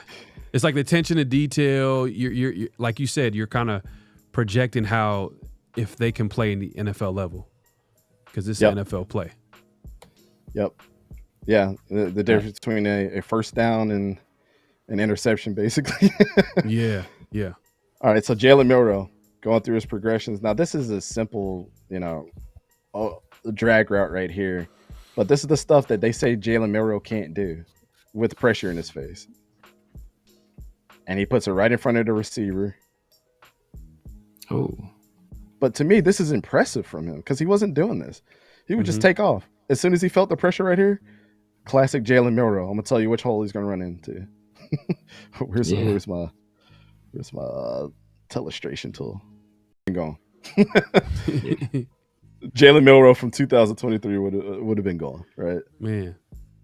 But this is a difficult pass to make because not only is it sidearm, but it's right in front of number 5. Yeah. Excellent pass. I mean, great play by the defense. They stopped the momentum, but like this is absolutely what you want to see out of your quarterback. Give your guys a chance. So when people say he's a run first quarterback, he wasn't doing this in 2023. Just letting you know that right now. I think that was the only one that I was able to grab from Jalen Milroe, but I think I got one from Tyler Shug. So what you like about Jalen Milroe is like you like you like the traits that he has, the ability that he has, but you like the progression. He's getting better. Exactly. He's getting a lot better. He's getting better. Now you could be like, hey, this guy should be taken early. You know what I mean? Or taken in the first round at least. Yeah. So, and that's one of the things that we talked about. I think me and Pharaoh talked about this with Jalen Milroe. The fact that, I wanted to see, because I was high on Michael Penix, right? Michael Penix was my QB2 last year. But I had seen, Michael Penix at Indiana with Kalen DeBoer as well, and be like just a raw guy with, loads of physical talent. Carrying it Indiana, carrying them to being ranked for the first time. I think they beat, who would they beat for the first? They beat Notre Dame or something for the first time in like 30 years, something crazy like that. But just those injuries, and then I saw him go to Washington and kind of do the same thing. So I was hoping to see, like, what? Let's see if Kalen DeBoer can take a similar ball of clay and kind of turn him into an elite quarterback prospect. It kind of sucks that he only gets 1 year with them. So I think if Jalen Milroe was to come back for another year, we'd see him take another leap forward. But just you talking about the leap he's already made, I think that's impressive. That's an impressive job from him. That's a testament to his work ethic, but also, from Kalen DeBoer, this is the second time he's doing it with one of these type of guys. Yeah, and let's be honest with ourselves here. A lot of people are going to draft off of the spectacle of how good you are with the media. Like we can't ignore that fact for any NFL team. Yeah. If you've ever watched a Jalen Milroe interview, yeah, he's great. We're gonna get a little spicy with this take, but it is absolutely the truth. And I hate to pull this card up, but it's absolutely the truth. Big ass black dude with braids and tattoos is already going to get the bad perception, right? You got to be smart to go to Alabama. Yeah.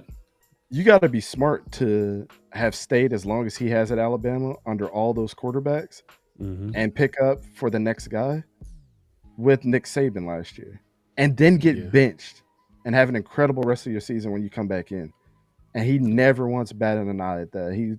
He constantly says the right things. And then this year, the quarterbacks that are out there are all going to get the praise when you're high-fiving your teammates coming in and out the tunnel.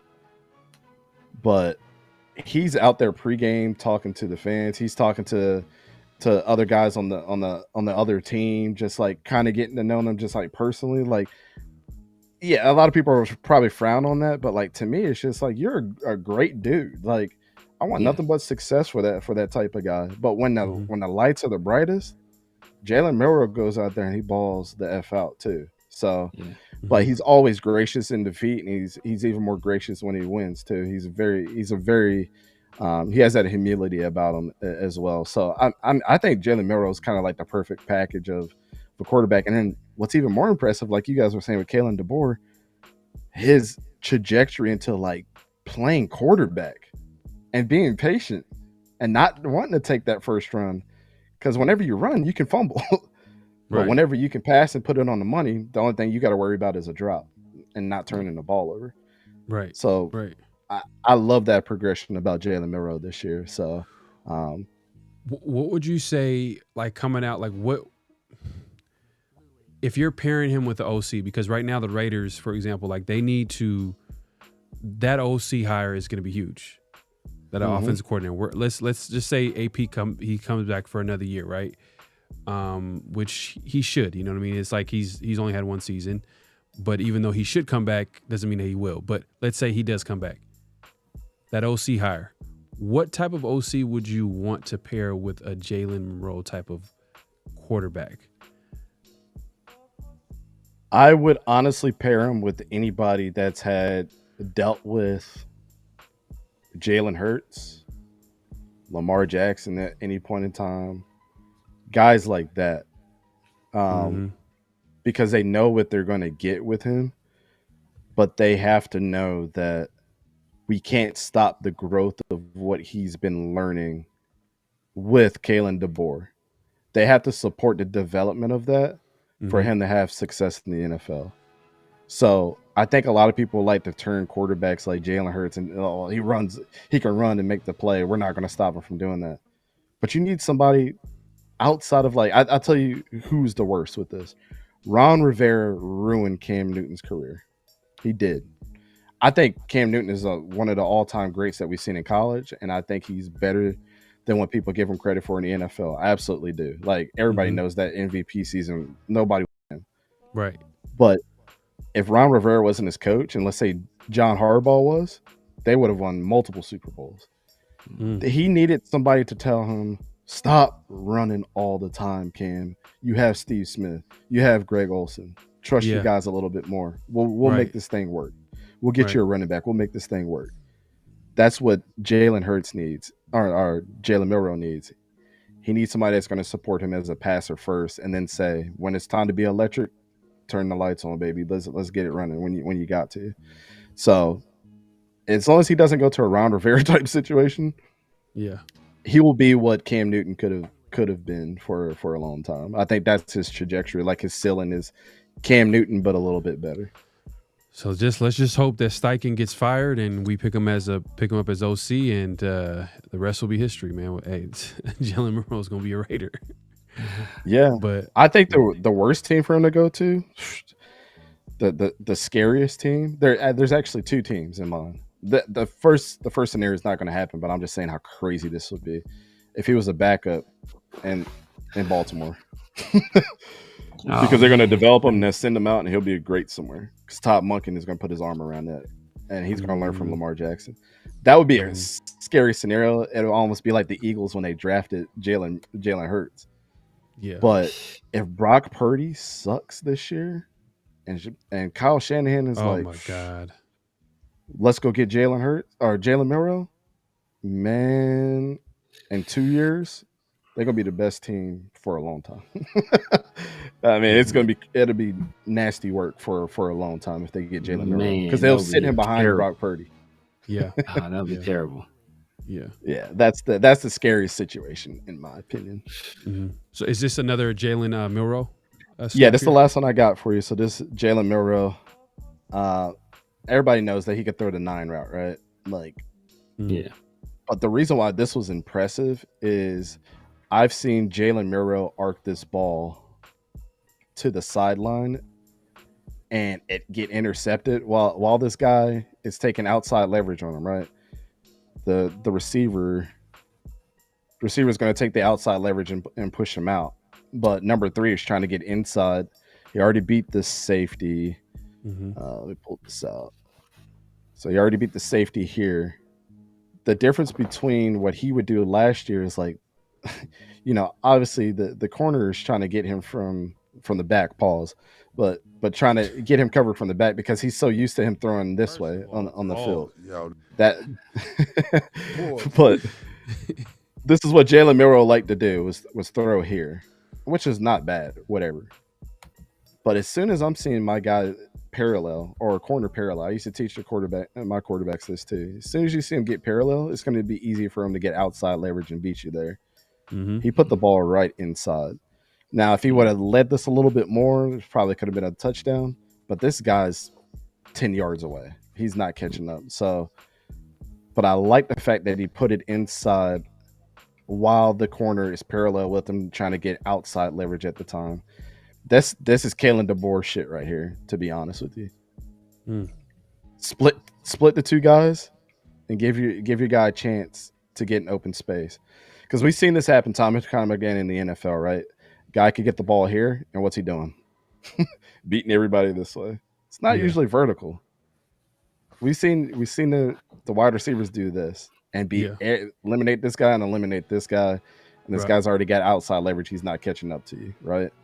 Yeah. But this is pro style stuff. This is what Michael Penix Jr. used to do and mess people up with Roma Dunze all the time. Or not Roma Dunze, but Jalen Polk used to do this a lot to people. Yeah. So I just think like stuff like this doesn't get pointed out enough from him. But then also you're looking at the line of scrimmage too. Great blocks all around. I mean, your tackles got you covered, but he stepped up just slightly a little bit. He could have thrown this pass. He had this guy pretty much locked up. You got two safeties looking down on your tight end right here. And he took his one-on-one matchup down the field, and it worked out the way that Kalen DeBoer likes to do things. So not only is he executing their pro-style offense at this point, but he's just taking that little step up, bam, arcing that out, putting it in inside where the numbers are, and got an easy first down. So you do think that he needs to develop, like he needs some time to like really blossom. Oh yeah, I'm not saying of course I'm not saying that he's perfect by any means. I definitely think that, like I said, somebody needs to support his development as a quarterback still, but he's showing you that he has all the intangibles and all the he's smart between the ears now, and I think that's where he was lacking before. And of course, Nick Saban and the rest of those guys, just go be you, Jalen. You know what I'm saying? Yeah, right. Nick Saban's a defensive guru, so he wasn't known to develop quarterbacks. I mean, AJ McCarron, where'd he end up? The rest of these guys, you can't really name a good Alabama quarterback. This would possibly be the best one coming outside of Tua, right? Yeah. So Bryce. I mean, I knew you were high on Bryce. Oh yeah, and Bryce Young, but Bryce was hype ever since he was at Matter Day. I'm in Cali, so we know all about Matter Day. And him and Bill O'Brien were like this too. So Bill O'Brien ain't no joke. Yeah. Nah, man, that's look, talk about offensive coordinators I look at. That's one guy I'm looking at. That's why the Raiders wanted to go. McDaniels at the time wanted to get Bryce Young, was because of Bill O'Brien and that offense and how there might have been familiarity with Josh McDaniels' offense. But he's doing. But then you look at CJ Stroud and be like, damn, bro, like, golly. That's a whole different conversation for another day, man. Hey, man, salute to ECG, man, East Coast Gridiron, man. Make sure to subscribe to his channel. We appreciate him coming through. It's been a great show. But we're not done yet. We got to do our weekly game picks. I mean, I know you're a busy man. Do you want to stay for the weekly game picks? All right. Yeah. Let's go ahead and look at the game picks. So last week. Before we do that, a little bit of breaking news. Raider concerning, not breaking. It's been final for a little while now. Everybody else will know, but the Browns beat the Steelers, so that's one less team to mess up my parlay. Hey man, I wanted to call that, but it was a short week though. It was a short week, and they had like a physical game. I think physical game against the Ravens. Yeah. So that's going to be tough to bounce back from, and then you're playing against another division rival in the Browns. I mean, we would have. I'm not gonna lie, I wouldn't have predicted the Browns to beat the the Steelers, but you know, Jameis hey, Winston, man. It is what it is. But let's go ahead and look at last week's results, man. Here we go, man. Hey, look, I had to do what I had to do, man. I had to take care of business. Mike went 6-7. I obviously went 10-3. Severe went 9-4.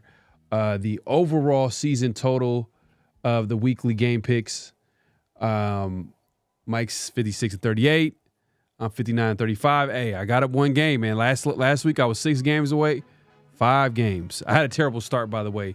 Just to give you context, Dante, I had a terrible start, bro. Like, it's that's all why good. We do this on our channel every single game, every single week. I'm 101-64 this season. So okay. Okay. Oh, damn. All right. Yeah, last week I was 7-6. I'm watch Dante's channel and give my picks.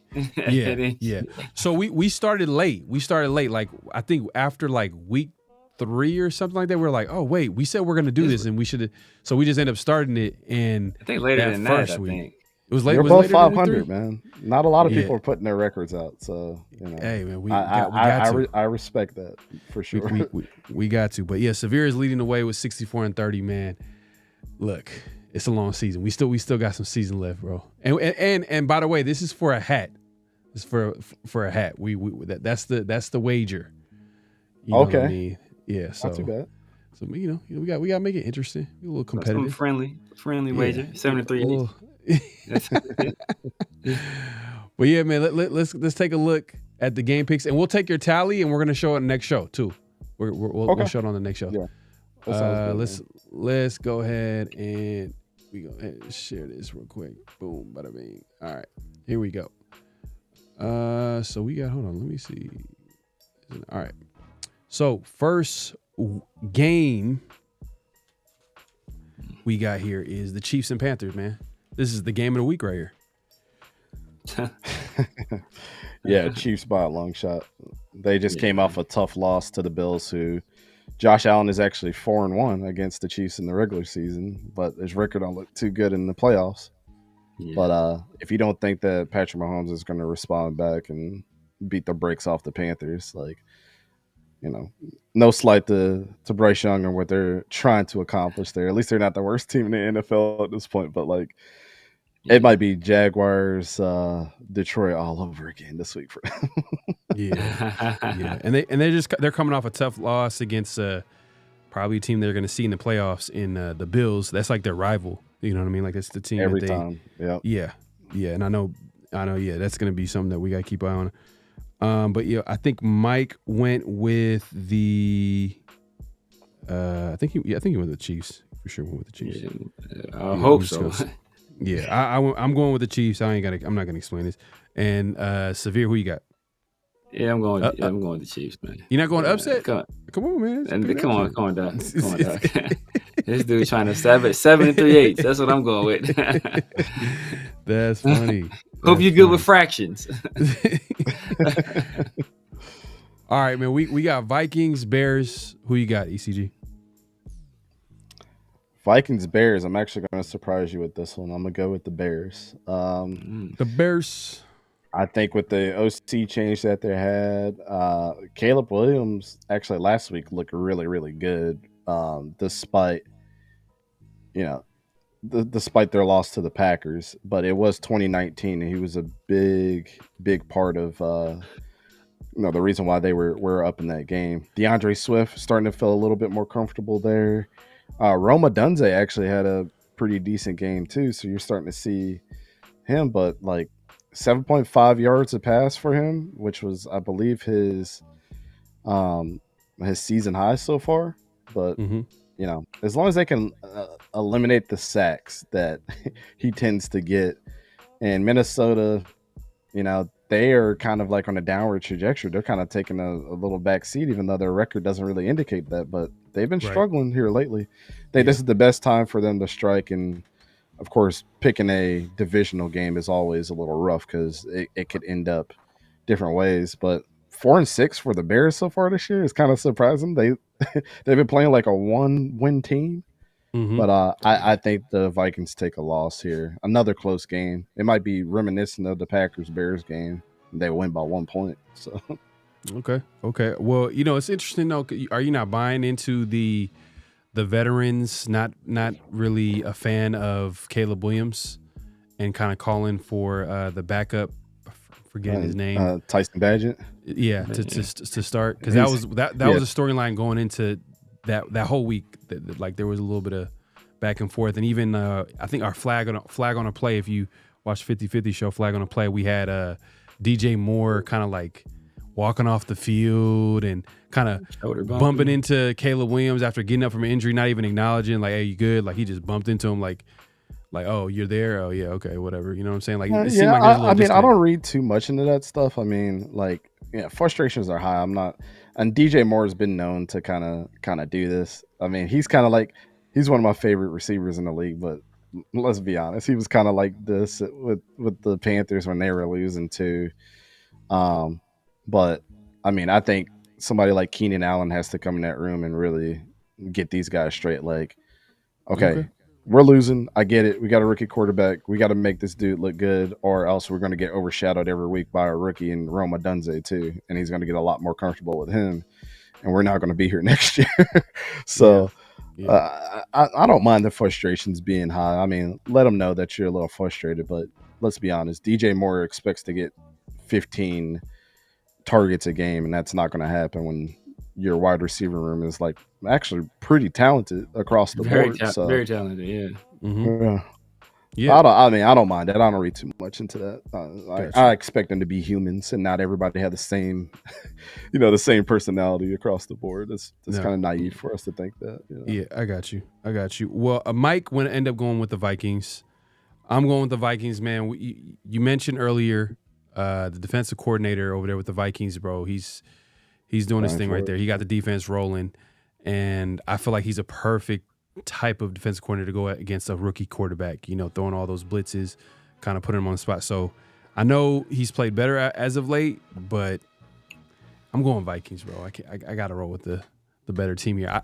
There's gonna be some upsets. I'm gonna have some upset picks, but I'm going with Vikings on this one. But Severe, what you got? I'm going with the Vikings as well. There's a lot of turmoil in Chicago.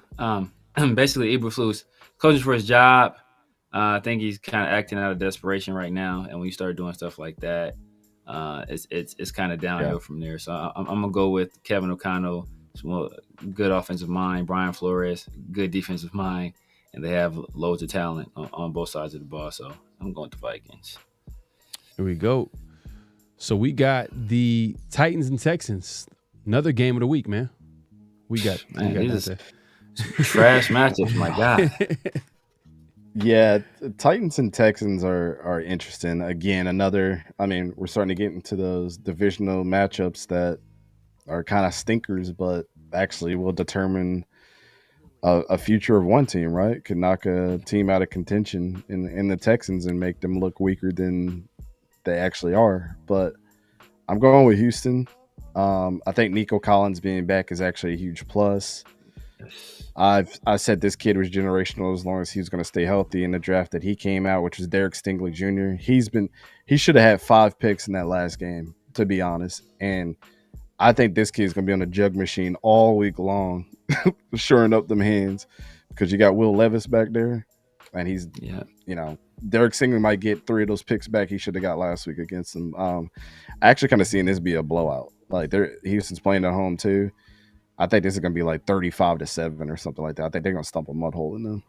Yeah, but I'm taking the Texans here. I'm gonna have an upset pick here, but this is not one of them. Titans is one of the worst teams in football. I just thought about the Titans, and I wanted to ask you real quick, what do you think of Mike Vrabel? Because that was like there was a report recently about the Raiders possibly being interested in him. It was a surprise kind of that he was let go last offseason. What do you think of him as a head coach, being fan of the Jaguars and going against the Titans twice a year? You think he's a good coach? Yeah, I like Mike Vrabel, man. It was kind of blasphemous that they let him go after 2 years before that. Remember, they were the number 1 seed in the AFC in the playoffs. Yeah, Ryan Tannehill a couple years before that was having the best season of his career. Like, right. And Ryan Tannehill, you know what I mean? Like they were balling. Yeah. They were balling. So I don't know, man. If you guys get Mike Vrabel, it would obviously be an upgrade. I also think, AP versus a proven guy and Mike Vrabel, you kind of want to get into that, the Raider way, like you guys always say, tough nose. Let's play our type of football. Don't let people run through us. Mm-hmm. You think Mike Vrabel's the interviews that he will have as a Raider? People are gonna be I'll be proud every single week. You'd be like, yeah, he's a player's coach. Behind this guy. And he's a player's coach too. You know what I mean? Like meaning that like the players they fight for him. You could see like even with the Titans, like the players believed in him. But it'll be interesting, man, because there's a lot going on with the Raiders behind the scenes. But just to move it along, man. Hey, Severe, who you got? Titans, Texans. Texans. I'm going with the Texans. I mean, you already know. He kind of already talked about it. First of all, Joe Mixon is having a revelation of a year at running back. Nico Collins back healthy, and then he talked about Derek Stingley Jr. But early in the year, his play has kind of tapered off a little bit. But early in the year, Kamari Lassiter was on pace to be Defensive Rookie of the Year. Now, obviously, Jared Verse probably that guy now, but Kamari Lassiter is still a very capable corner. All right. And Mike also went with the Texans. Real tears because of Joe Mixon right now. Oh man, facts. They miss him a lot, man. They definitely miss him a lot. And Zach Moss, is he hurt? Is he even playing? Like, what's he's hurt? Yeah, that's Zach Moss is hurt. Chase Brown is their number Zach one. Moss hurt. Isn't that a surprise? But now just to move it along, man. We got the Lions and Colts. Dante, who you got? The dominance that the Lions have been on. They're the best team in the NFL, and if they had Aiden Hutchinson, it would be even worse. Yeah, I think the Lions by 1 million in this game for sure. Anthony Richardson's going to have a tough time. The one X factor in this game, man, and one player that I was high on, he was actually number one on my cornerback board, was Terran Arnold. Terran Arnold started off the season. He had made some really good plays. The first 4 weeks, it was like up and down. He's low-key one of the best corners in the league right now. Like, he's absolutely locked in. We talked about Alabama a bunch, right? Yeah. He's Alabama guy, and he's going crazy. Him and Brian Branch. Brian Branch from Alabama too. Brian Branch is a dog. I cried real tears when the Jaguars didn't pick him. I'm gonna just be completely honest. I cried like a little baby when we didn't get him. But yeah, hey man, Lions haven't failed me every time I pick them this season, but it's gonna be in Indianapolis. Anthony Richardson, man. AR did have his best game of the season against the Jets, his first start back, and he played big in the fourth quarter, like to bring him back, because I think the Jets were they leading? I think they were leading the game at some point. He brought him back and won the game. Yep. This is gonna be my upset pick, man. I'm going Colts. Hey, I mean, if the Colts are firing all cylinders, they have a really good squad. Laiatu Latu has been doing his thing in the running game too. Jonathan Taylor is back. You know what I mean? Taylor is back, healthy. You know what I mean? Like they got some weapons on the team. It's just Anthony Richardson has to be used correctly, and I felt like all the right things were being said as far as Steichen going back to, which I was surprised that this was an issue, but playing to AR's strengths. I'm like, what the hell? Like, you're supposed to be the coordinator or offensive mind. Like your job with Jalen Hurts was like you're playing to his strengths. How are you not doing that with AR? So it's kind of crazy to hear, but hopefully I'm calling it. This is my upset. I know it's crazy, it's wild, but I'm going Colts. Who you got, Severe? Yeah, I'm going Lions. Going Lions, man. Man, Jared Goff he's been playing lights out football. Amon-Ra St. Brown is a dog. Sam Laporte is a dog. You got Sonic and Knuckles they're doing work. But even though Laiatu Latu is a guy. He was my number one defensive player in this past draft. Big fan of his. I like what Steichen is doing. Alec Pierce I think he's been coming on strong, but I just think the Lions have too much. Just have too much. Okay, all right. And Mike also went with the Lions, so I'm not surprised. I'm telling you, man, that's every week you got to pick an upset win. So we got Patriots Dolphins. Dante, who you got? Oh man, I was back and forth with this one this week. I think I've changed this pick on our side like 5 times, but I settled on the Dolphins. I mean, yeah, I think it's going to be an ugly game, but the way that Tua has been playing, I think Tua is the X factor in this game. To be honest, like I think he's starting to get to Tyreek a little bit more. He's starting to utilize the tight end like we saw in college, man. Like Jonnu Smith had a hell of a game last week. I think they're starting to get a little hot, even though they're 4-6. I mean, they missed him for a couple of weeks, but there's no slide against the Patriots. Like I think, has anybody else been surprised by the trash bag of players that Gerard Mayo's had, and they've actually been playing teams pretty tough all season? Like, yeah. I mean, Gerard Mayo deserves a lot of respect for what he's doing too. But yeah, I got the Dolphins on this one, man. I think Tyreek. I want to see Tyreek versus Christian Gonzalez. That's the matchup I think all of us are going to be watching for. Whoever wins that battle is going to win the game. Yeah. No, facts, man. I like what I've seen from the Dolphins against the Raiders. I know it was the Raiders, but I think that they got more pieces. I feel like they're a better team right now than the Patriots. But the Patriots, I hate betting against Patriots just because they're just one of those weird teams because they're gonna make it. If they make it ugly, Drake May's playing well too. That's another thing too. Drake May's kind of playing well for them. He's getting better. Yeah, he's getting better. So, but it is in Florida. You know what I mean? It's a home game. I'm going to the home team. Dolphins. Who you got, Shedeur? Yeah, I'm going with the Dolphins as well. I think Tua's back. He's running in the form where I know Mike McDaniel is one of the better play callers in the league. His offensive scheme, it's a lot of pre-snap motion, a lot of ghost motion. Like I think, and then they have weapons. They have weapons over there: Waddle, Hill, Jonnu Smith, A-Chain, Mostert. I think there's just too much for the Patriots, and they're at home. Got you. All right, we got the Bucks and Giants. You got Dante. God, it's a terrible game. Yeah, it is. I still think as long as Baker Mayfield is their quarterback, he gives them every chance to succeed. Some of the most impressive rookies of this year have honestly been Bucky Irvin and Graham Barton, who's been playing guard for them. Bucky Irvin, bro, he's nice. Yeah, man. And then on their defensive side, like they're rookies on that side of the ball too.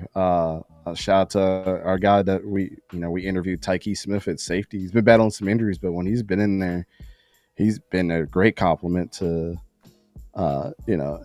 Winfield. So I think Bucky and the boys do a good job against their run defense. They might put up, Bucky Irvin and Rashard White might put up 100 yards apiece on these boys. But yeah, I don't think Baker's going to ask the pass game to do a lot. I think the running game's just going to be terrible for the Giants to deal with, to be honest. So yeah, give me the Buccaneers by 17. Man, he calling a spread shot there too. Man, but Bucks. I think it's across the board for me, and also Mike. Severe, is it also the Bucks or is it the Giants? Y'all don't believe in DeVito? Nope. We talk about Bucky Irving, a guy I was high on pre-draft was Tyrone Tracy out of Purdue. The guy's been balling. Malik Neighbors was, I think I had him as my wide receiver 1. But that being said, Buccaneers. Buccaneers. But you know what though, man? Hey, look, DeVito's getting the start this week. You never know, man. You never know. It's just Dayball is. He's one of those guys that we've kind of circled as Raider fans, like as a possible OC option if he's available, because it looks like he might not come back after this season. There's possible chance he might get fired, and if that's the case, that should be high on the Raiders board as far as OC.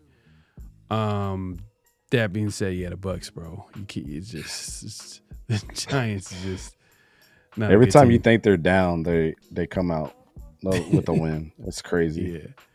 Yeah, man. Cowboys Commanders divisional game, NFC East. Who you got? Commanders for sure. There's no quarterback in Dallas that could save their season. To be completely honest with you, and if your game plan is not to throw the CD every single time you see him on the field, then you're automatically asking yourself for a loss. A lot of people say defense wins games, wins championships. No matter how good the Cowboys defense is, you can't handicap how terrible that offense has been. To be honest, I'm gonna make a hot take. This might be the game that Mike McCarthy gets fired. To be completely honest with you, this might be the nail in the coffin. I mean, I feel like he's lost the locker room. I mean, when your best player is coming out and just calling you out like that, was it last week or the week before? And he's still there, and the owner had to come out and be like, "Oh, that's not what he meant." He's apologize. Like it doesn't look too good. Nasty but word, yeah, definitely. I'm going with the Commanders. Mike going Commanders. Severe, you going Commanders? I gotta go on my nephew, Jane Daniels, brother. All right, man. We're going Commanders all across the board. I even think the Commanders get him with Marcus Mariota in there. Man, I think they're that bad. Damn. But we got the Broncos and Raiders, man. Who we got? Like I told you, I'm gonna still go with the Broncos here. I do think this is, as far as scores, that this is the I don't know what the spread is on this game. It's probably something ridiculous, but I think it should really be like -1.5 or something for the Broncos. I think it's gonna be that tight, and I think you guys are gonna come out of this game pretty proud of the team that you're gonna see. I think everything that we're saying was pretty true. New offensive, direction for you guys as well, and I expect Trey Tucker to be involved more in this offense, because what you saw last week was kind of what I was alluding to. A lot of the short game was real successful. A lot of yards after catch. That should be your mentality this week. So I'd say the Broncos by a field goal, but that's just me. Yeah, I got the Broncos, man. I think the secondary being hit with injuries is going to be. I don't think the Raiders can overcome that.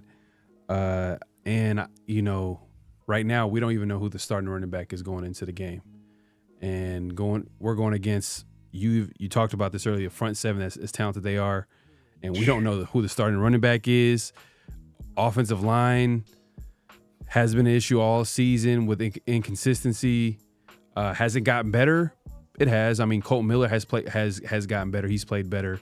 JPJ obviously has been way better than what we had with Andre James. But I just think that right now Broncos are just a better team than the Raiders. It just is what it is, and I got the Broncos, man. Yep. I picked the Raiders last week, but I did too. I picked you guys. I thought they were gonna come out the bye week. You know what I mean? I thought that the new offense, like a team's gonna be energized, but it just when you Minshew's your starting quarterback, it's just not gonna be enough. So I got the Broncos. Severe. Who you got? Yeah, I got the Broncos, bro. Come on now. I got the Broncos, man. I think it's gonna be ugly. I think it's gonna be an ugly game. Kind of like East Coast Gridiron said. I think it's gonna be an ugly game. Low scoring game. But yeah, I think they win it. We just don't have enough. if they were able to hold the Falcons to 6 points, 6 points last week, something like that, 6 points. Like and that's a team that has Kyle Pitts and Drake London, and it's we're not going to be able to do much. And they have a great front seven. Zach Allen was a guy I liked a lot coming out of Boston College. John Franklin Myers has been a guy I liked since his rookie year with the Rams, out of Stephen F. Austin. He's come alive, man. Man, and so he was good with the Jets, and he was a good player with the Jets. So I mean, and he's having his best year of his career this year. So yeah, man, the Broncos. Mm-hmm. I bet you were losing your mind when he got traded to the Broncos. Like, man, I saw that. I was trying to tell my buddies, I was like, bro, have y'all seen him play before? Nope. I was like, you just don't know the impact that he's about to have. Mm-hmm. And we do have an upset pick alert. Mike went with the Raiders this week. Oh wow, he went with the Raiders, man. So that's his upset pick so far. I think we got a few games left. But we do have the 49ers and Packers. Who you got? I got the 49ers in this one, man. History repeats I know itself.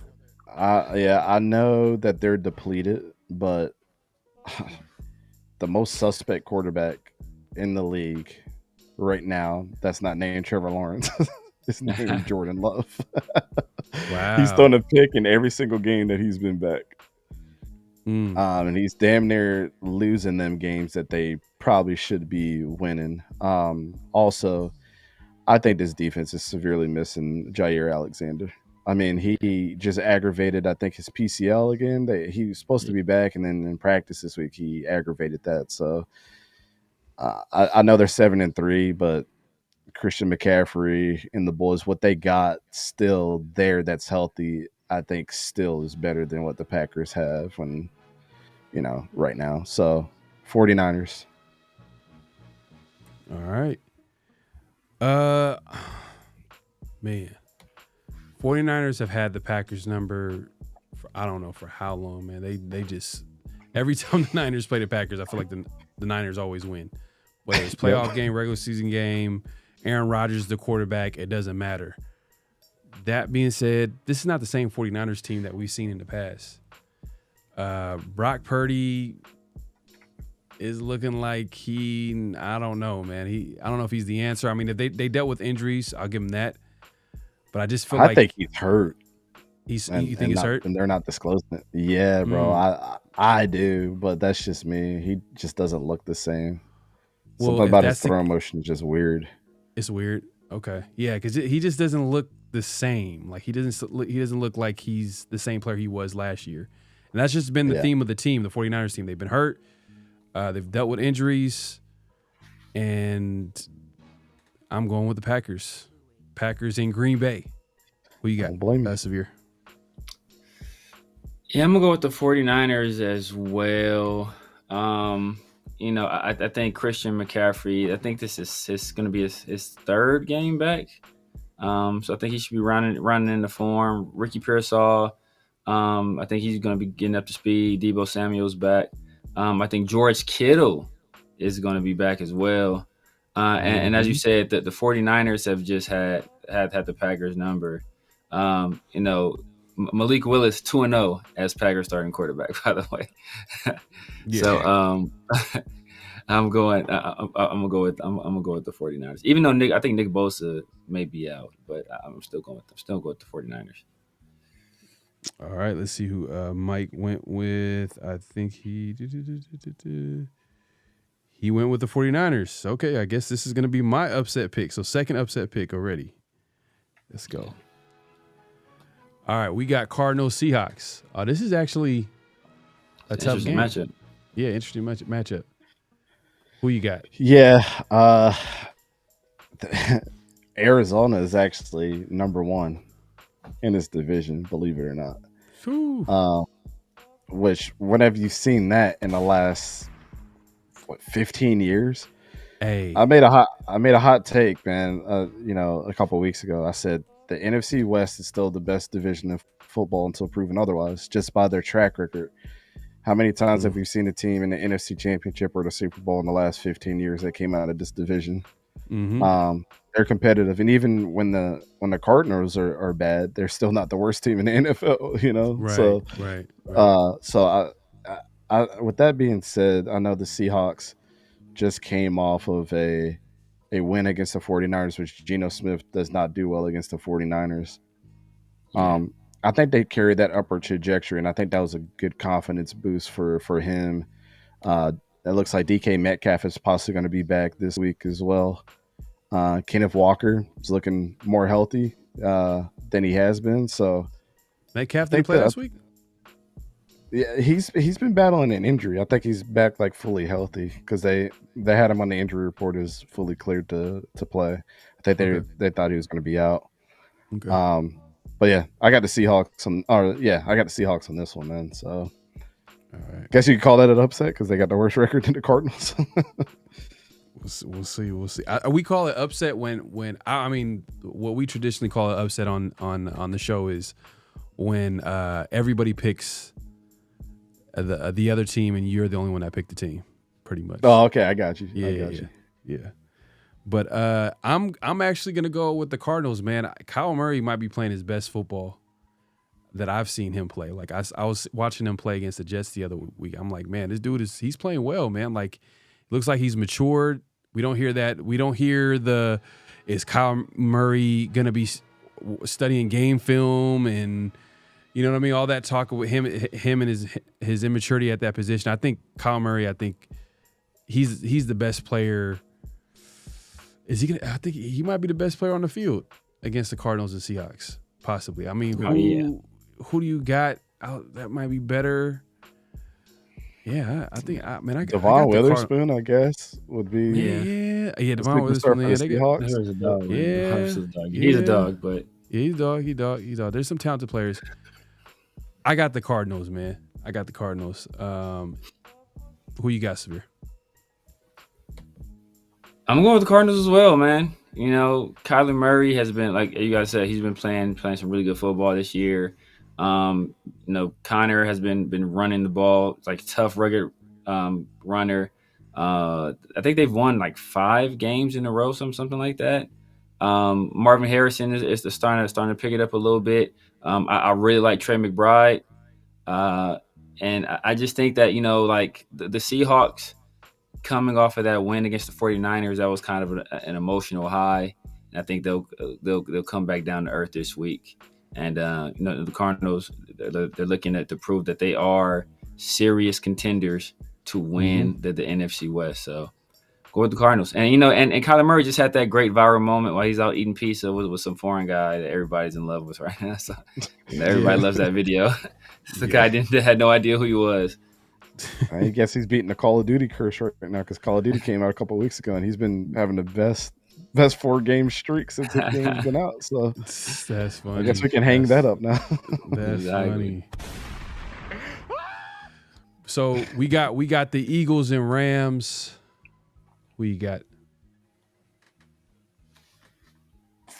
Oh man, I really and truly in LA. I really and truly wanted to pick the Eagles, but I'm going with the Rams. I think I think with the Rams having Cooper Kupp and Puka Nacua back is going to pose a serious threat to the Quinyon Mitchell show and the Cooper DeJean show this week. I think they're going to look like rookies, especially Cooper Kupp. Like, for people that still doubt that dude, man, he's a top 3 receiver in the league. Like, it just everything he does, even if he doesn't put up the numbers, you think that corners are having a good time against him every single week. He's literally setting Puka Nacua up just for an easy touchdown every single time by pulling double teams. And Matthew Stafford had 4 touchdowns last game, 3 or 4 touchdowns. He's not letting up, and I don't know. I think the Eagles come to a halt here.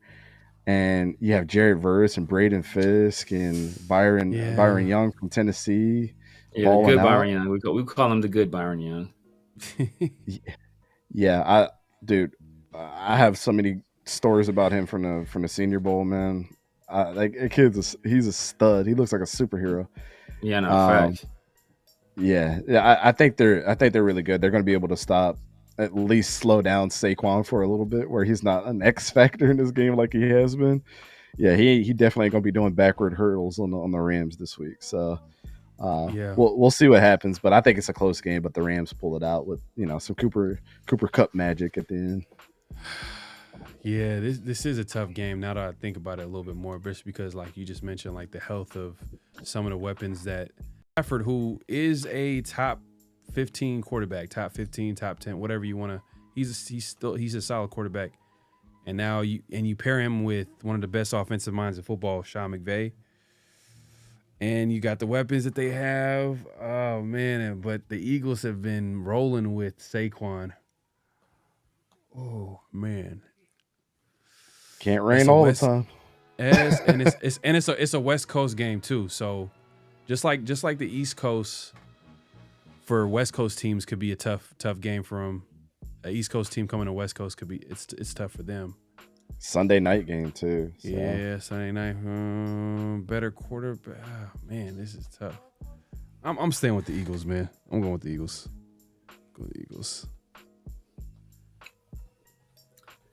Yep, I'm going with the Eagles as well. I mean, it's well documented what I think about Quinyon Mitchell. He was my CB1 this past year. Cooper DeJean has been playing pretty well. Also, Jalen Carter is a freak of nature. That dude is a monster. And Saquon Barkley's been tearing stuff up, man. AJ Brown is unstoppable, even though Devontae Smith is out. I'm still rolling with the Eagles, man. And it's probably like the Rams, like their crowds are hit or miss. It might be a big contingency of Eagle fans at this game. I wouldn't be surprised to see that. So I think the Eagles I think they don't have the better quarterback or coach. So usually I go to better quarterback coach combination, but I just think overall talent that they're just a better team. Mm-hmm. Yeah. Mike also went with the Eagles too. So, hey man, Dante, your upset pick, man. Upset pick is the Rams. You got the Rams, but we got the Harbaugh Bowl, Monday Night Football, Ravens Chargers. Dante, who you got? I can't remember who I picked, so let me go to my picks here. So you got your picks already. Yeah, he got notes, man. Oh yeah, we do this every single week. So you do it every week? Okay, that's what's up. Yeah, you said yeah. You said earlier. Yeah. Yeah. I actually picked Baltimore on this one. So I mean, there's no bigger Justin Herbert fan than me in the world. No, I'm just kidding. But I think he's really good, man. J.K. Dobbins doing his thing. Ladd McConkey had himself a game last week. I think he's starting to emerge. And then their defense has just been playing from where they were last year to where they are now. Yeah. Might be the biggest jump that a defense has taken in the NFL. So, I mean, kudos to them. But the Ravens are not going to just keep letting these games drop in the close fashions that they've been. I think, the Harbaugh brothers is already interested on a Monday night game, but who's the better offensive coordinator? Who's the better defensive coordinator? I think Todd Monken draws up a game plan. I think the one thing that Lamar has is knowing how Greg Roman's going to be to help the defense out. But one thing that Greg Roman doesn't have from Todd Monken is how Todd Monken runs the same players that he used to coordinate. So it's a little bit of a chess match, but the Ravens are not going to be a 4-loss team forever. They should have been. I mean, did we really think they would be 7-4 at this point? A lot of people thought that they were going to be the best team in the NFL the way that they've just been rolling. So, but I think this is going to be a good. This could be one of those Monday night games that we remember for a very, very long time. And if you live in LA and you got tickets to both of this Sunday and Monday night game, you're gonna have some fun. For 2 days straight, because both of these games are going to be really, really good. So, but give me the Ravens. Give me the Ravens on this one. Yeah, man, I'm going with the Ravens. John has his little brother's number. I mean, Super Bowl, regular season matchup when he was a Niners coach. I think Ravens had a tough loss against a division rival in the Steelers, and they're going to be looking to bounce back. Chargers are playing well. They're playing good football. I've been picking up against. I picked against them like a couple times this week. I mean, a couple times this season. I've lost those games, so I've been doubting them because a little bias. I hate the Chargers. They win and a lot the Broncos, of close games, and the Broncos too. But you know, it is what it is. And everybody in the AFC West. But I'm going with the Ravens this week for sure. Severe, who you got? I'm going with the Ravens as well. You know, the Chargers. I just don't. I think Isaiah Likely has a big game. And I think Zay Flowers has the potential to have a big game as well. And I think Lamar Jackson, he was like lapping the field at one point in the MVP race. I think Josh Allen has kind of closed the distance, and in some people's opinion, it maybe has surpassed him. But I think Lamar Jackson returns to form, and like you said, man, like one guy has Super Bowl rings, one guy doesn't. So I'm going with John right here. All right, man. That pretty much wraps it up, man. NFL game picks. Be back here next Friday around the Shield, and we'll see what happens and see the results of it. Let's just to go over some of the upset picks. Obviously, I went with the Packers, with the 49ers. Also went with the Colts and Lions, which might be the biggest upset of the week if I win that one right there. Dante, I think your upset pick was the Rams, which is actually a solid upset pick. Yep. Mike had the Raiders and Broncos. Everybody went Broncos. He went Raiders. Severe, I think you played it pretty safe. I got the Cardinals. Conserved it. The Cardinals. I picked the Cardinals too. So yeah. It ain't technically it ain't an upset until. You know what I'm saying? Like you look conservative this week, man. Hey, man, you playing not to lose. You playing not to lose. Man, you gotta play to win. Play smart, man. Gotta play smart. Strategery. Hey, but nah, man. Hey, we appreciate everybody coming through. Make sure to clock in. Hit that like button, hit that subscribe button, hit that notification bell. Man, it's been a great show. We appreciate Dante from East Coast Gridiron coming through, breaking down film, talking football, man. Hey, man, I was just listening. You know what I mean? I was like, hey, bro, this dude, he knows what he's talking about. He has really good insight. I feel like I'm still learning, man. I like literally Ben Kurt used to be an NFL quarterback. He put out like a whole PDF that was like $50 that just talking about different NFL installs that they used to do just for people that were curious. I bought it and I've been reading it the last couple of days. Like, you know, I always say everybody do the work themselves. You know, the eye in the sky doesn't lie. It's as simple as that. But you know, some people think you break down film. Oh, you think you know it all. I really love just to keep learning about the game. The game is not going to stop because we know what happened in the old school way. The RPO just became a popular thing in the last 10 years of the NFL. So if that tells you anything, like the game is forever changing. But you know, just do your homework. You know, the things are more than stats. You know, film is really, really how you get to know these players, and always keep an open mind. Don't always go with the popular opinion. This is, you know, I'll leave y'all with this. This is my saying right here. I'd rather be wrong by myself than wrong in a group of people that agreed on the same thing. Hey, I.e. Trevor Lawrence. Man. Facts. My guy, man. Facts, 100%, man. Because what you're saying is be a leader, not a follower. You know what I'm saying? So, hey, look. Hey, Dante, man, we appreciate you coming through. Let the people know where they can find you, what to look forward to, all that good stuff. Yeah. So you can find us, you know, if you go to Google and just type in East Coast Gridiron. I'm very proud of this. All of our stuff pops up, but you know, we just opened a website a couple months ago, and we're starting to write some articles and stuff like that. Not really opinion pieces, but we try to get more into the facts. You know, one of the ones that I'm very proud of that. My man Khalid does. He's a student in Texas A&M. He gets you kind of an outlook on the top 15 freshmen week to week.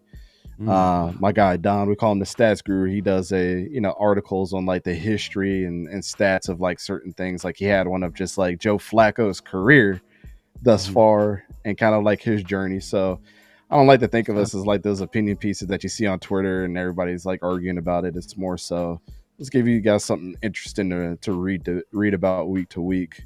When we get down to it. But yeah, EastCoastGridiron.net, man. If anybody ever needs something, got a question about something, want us to break down a certain player, all our emails and contact information are over there. We'd love to make a show around, just anybody that's curious about any player. We're very proud of the work that we do, man. We really get down to the brass tacks of everything. We try not to pull favorites. That's in this industry, from not only doing media to going to these events. It's really really one of those things where I want to keep a clear head about everything that we do when it comes to football. So at the beginning of the season, like I told you guys at the beginning of the show, we treat everybody like if we didn't even know them, and the players that stick out are the ones that we're impressed on on film. So but yeah, I felt like we got a pretty good informed opinion on a lot of these players. I'd like to think that you guys will probably reach out to me and say, "Hey, man, we don't really know about this player. Give us like a little write up." You already know. You already know. So. We're gonna have you on to talk about it. What you mean? We're gonna have you on here to talk about it for sure, man. So definitely check them out. EastCoastGridiron.net and also social media as well.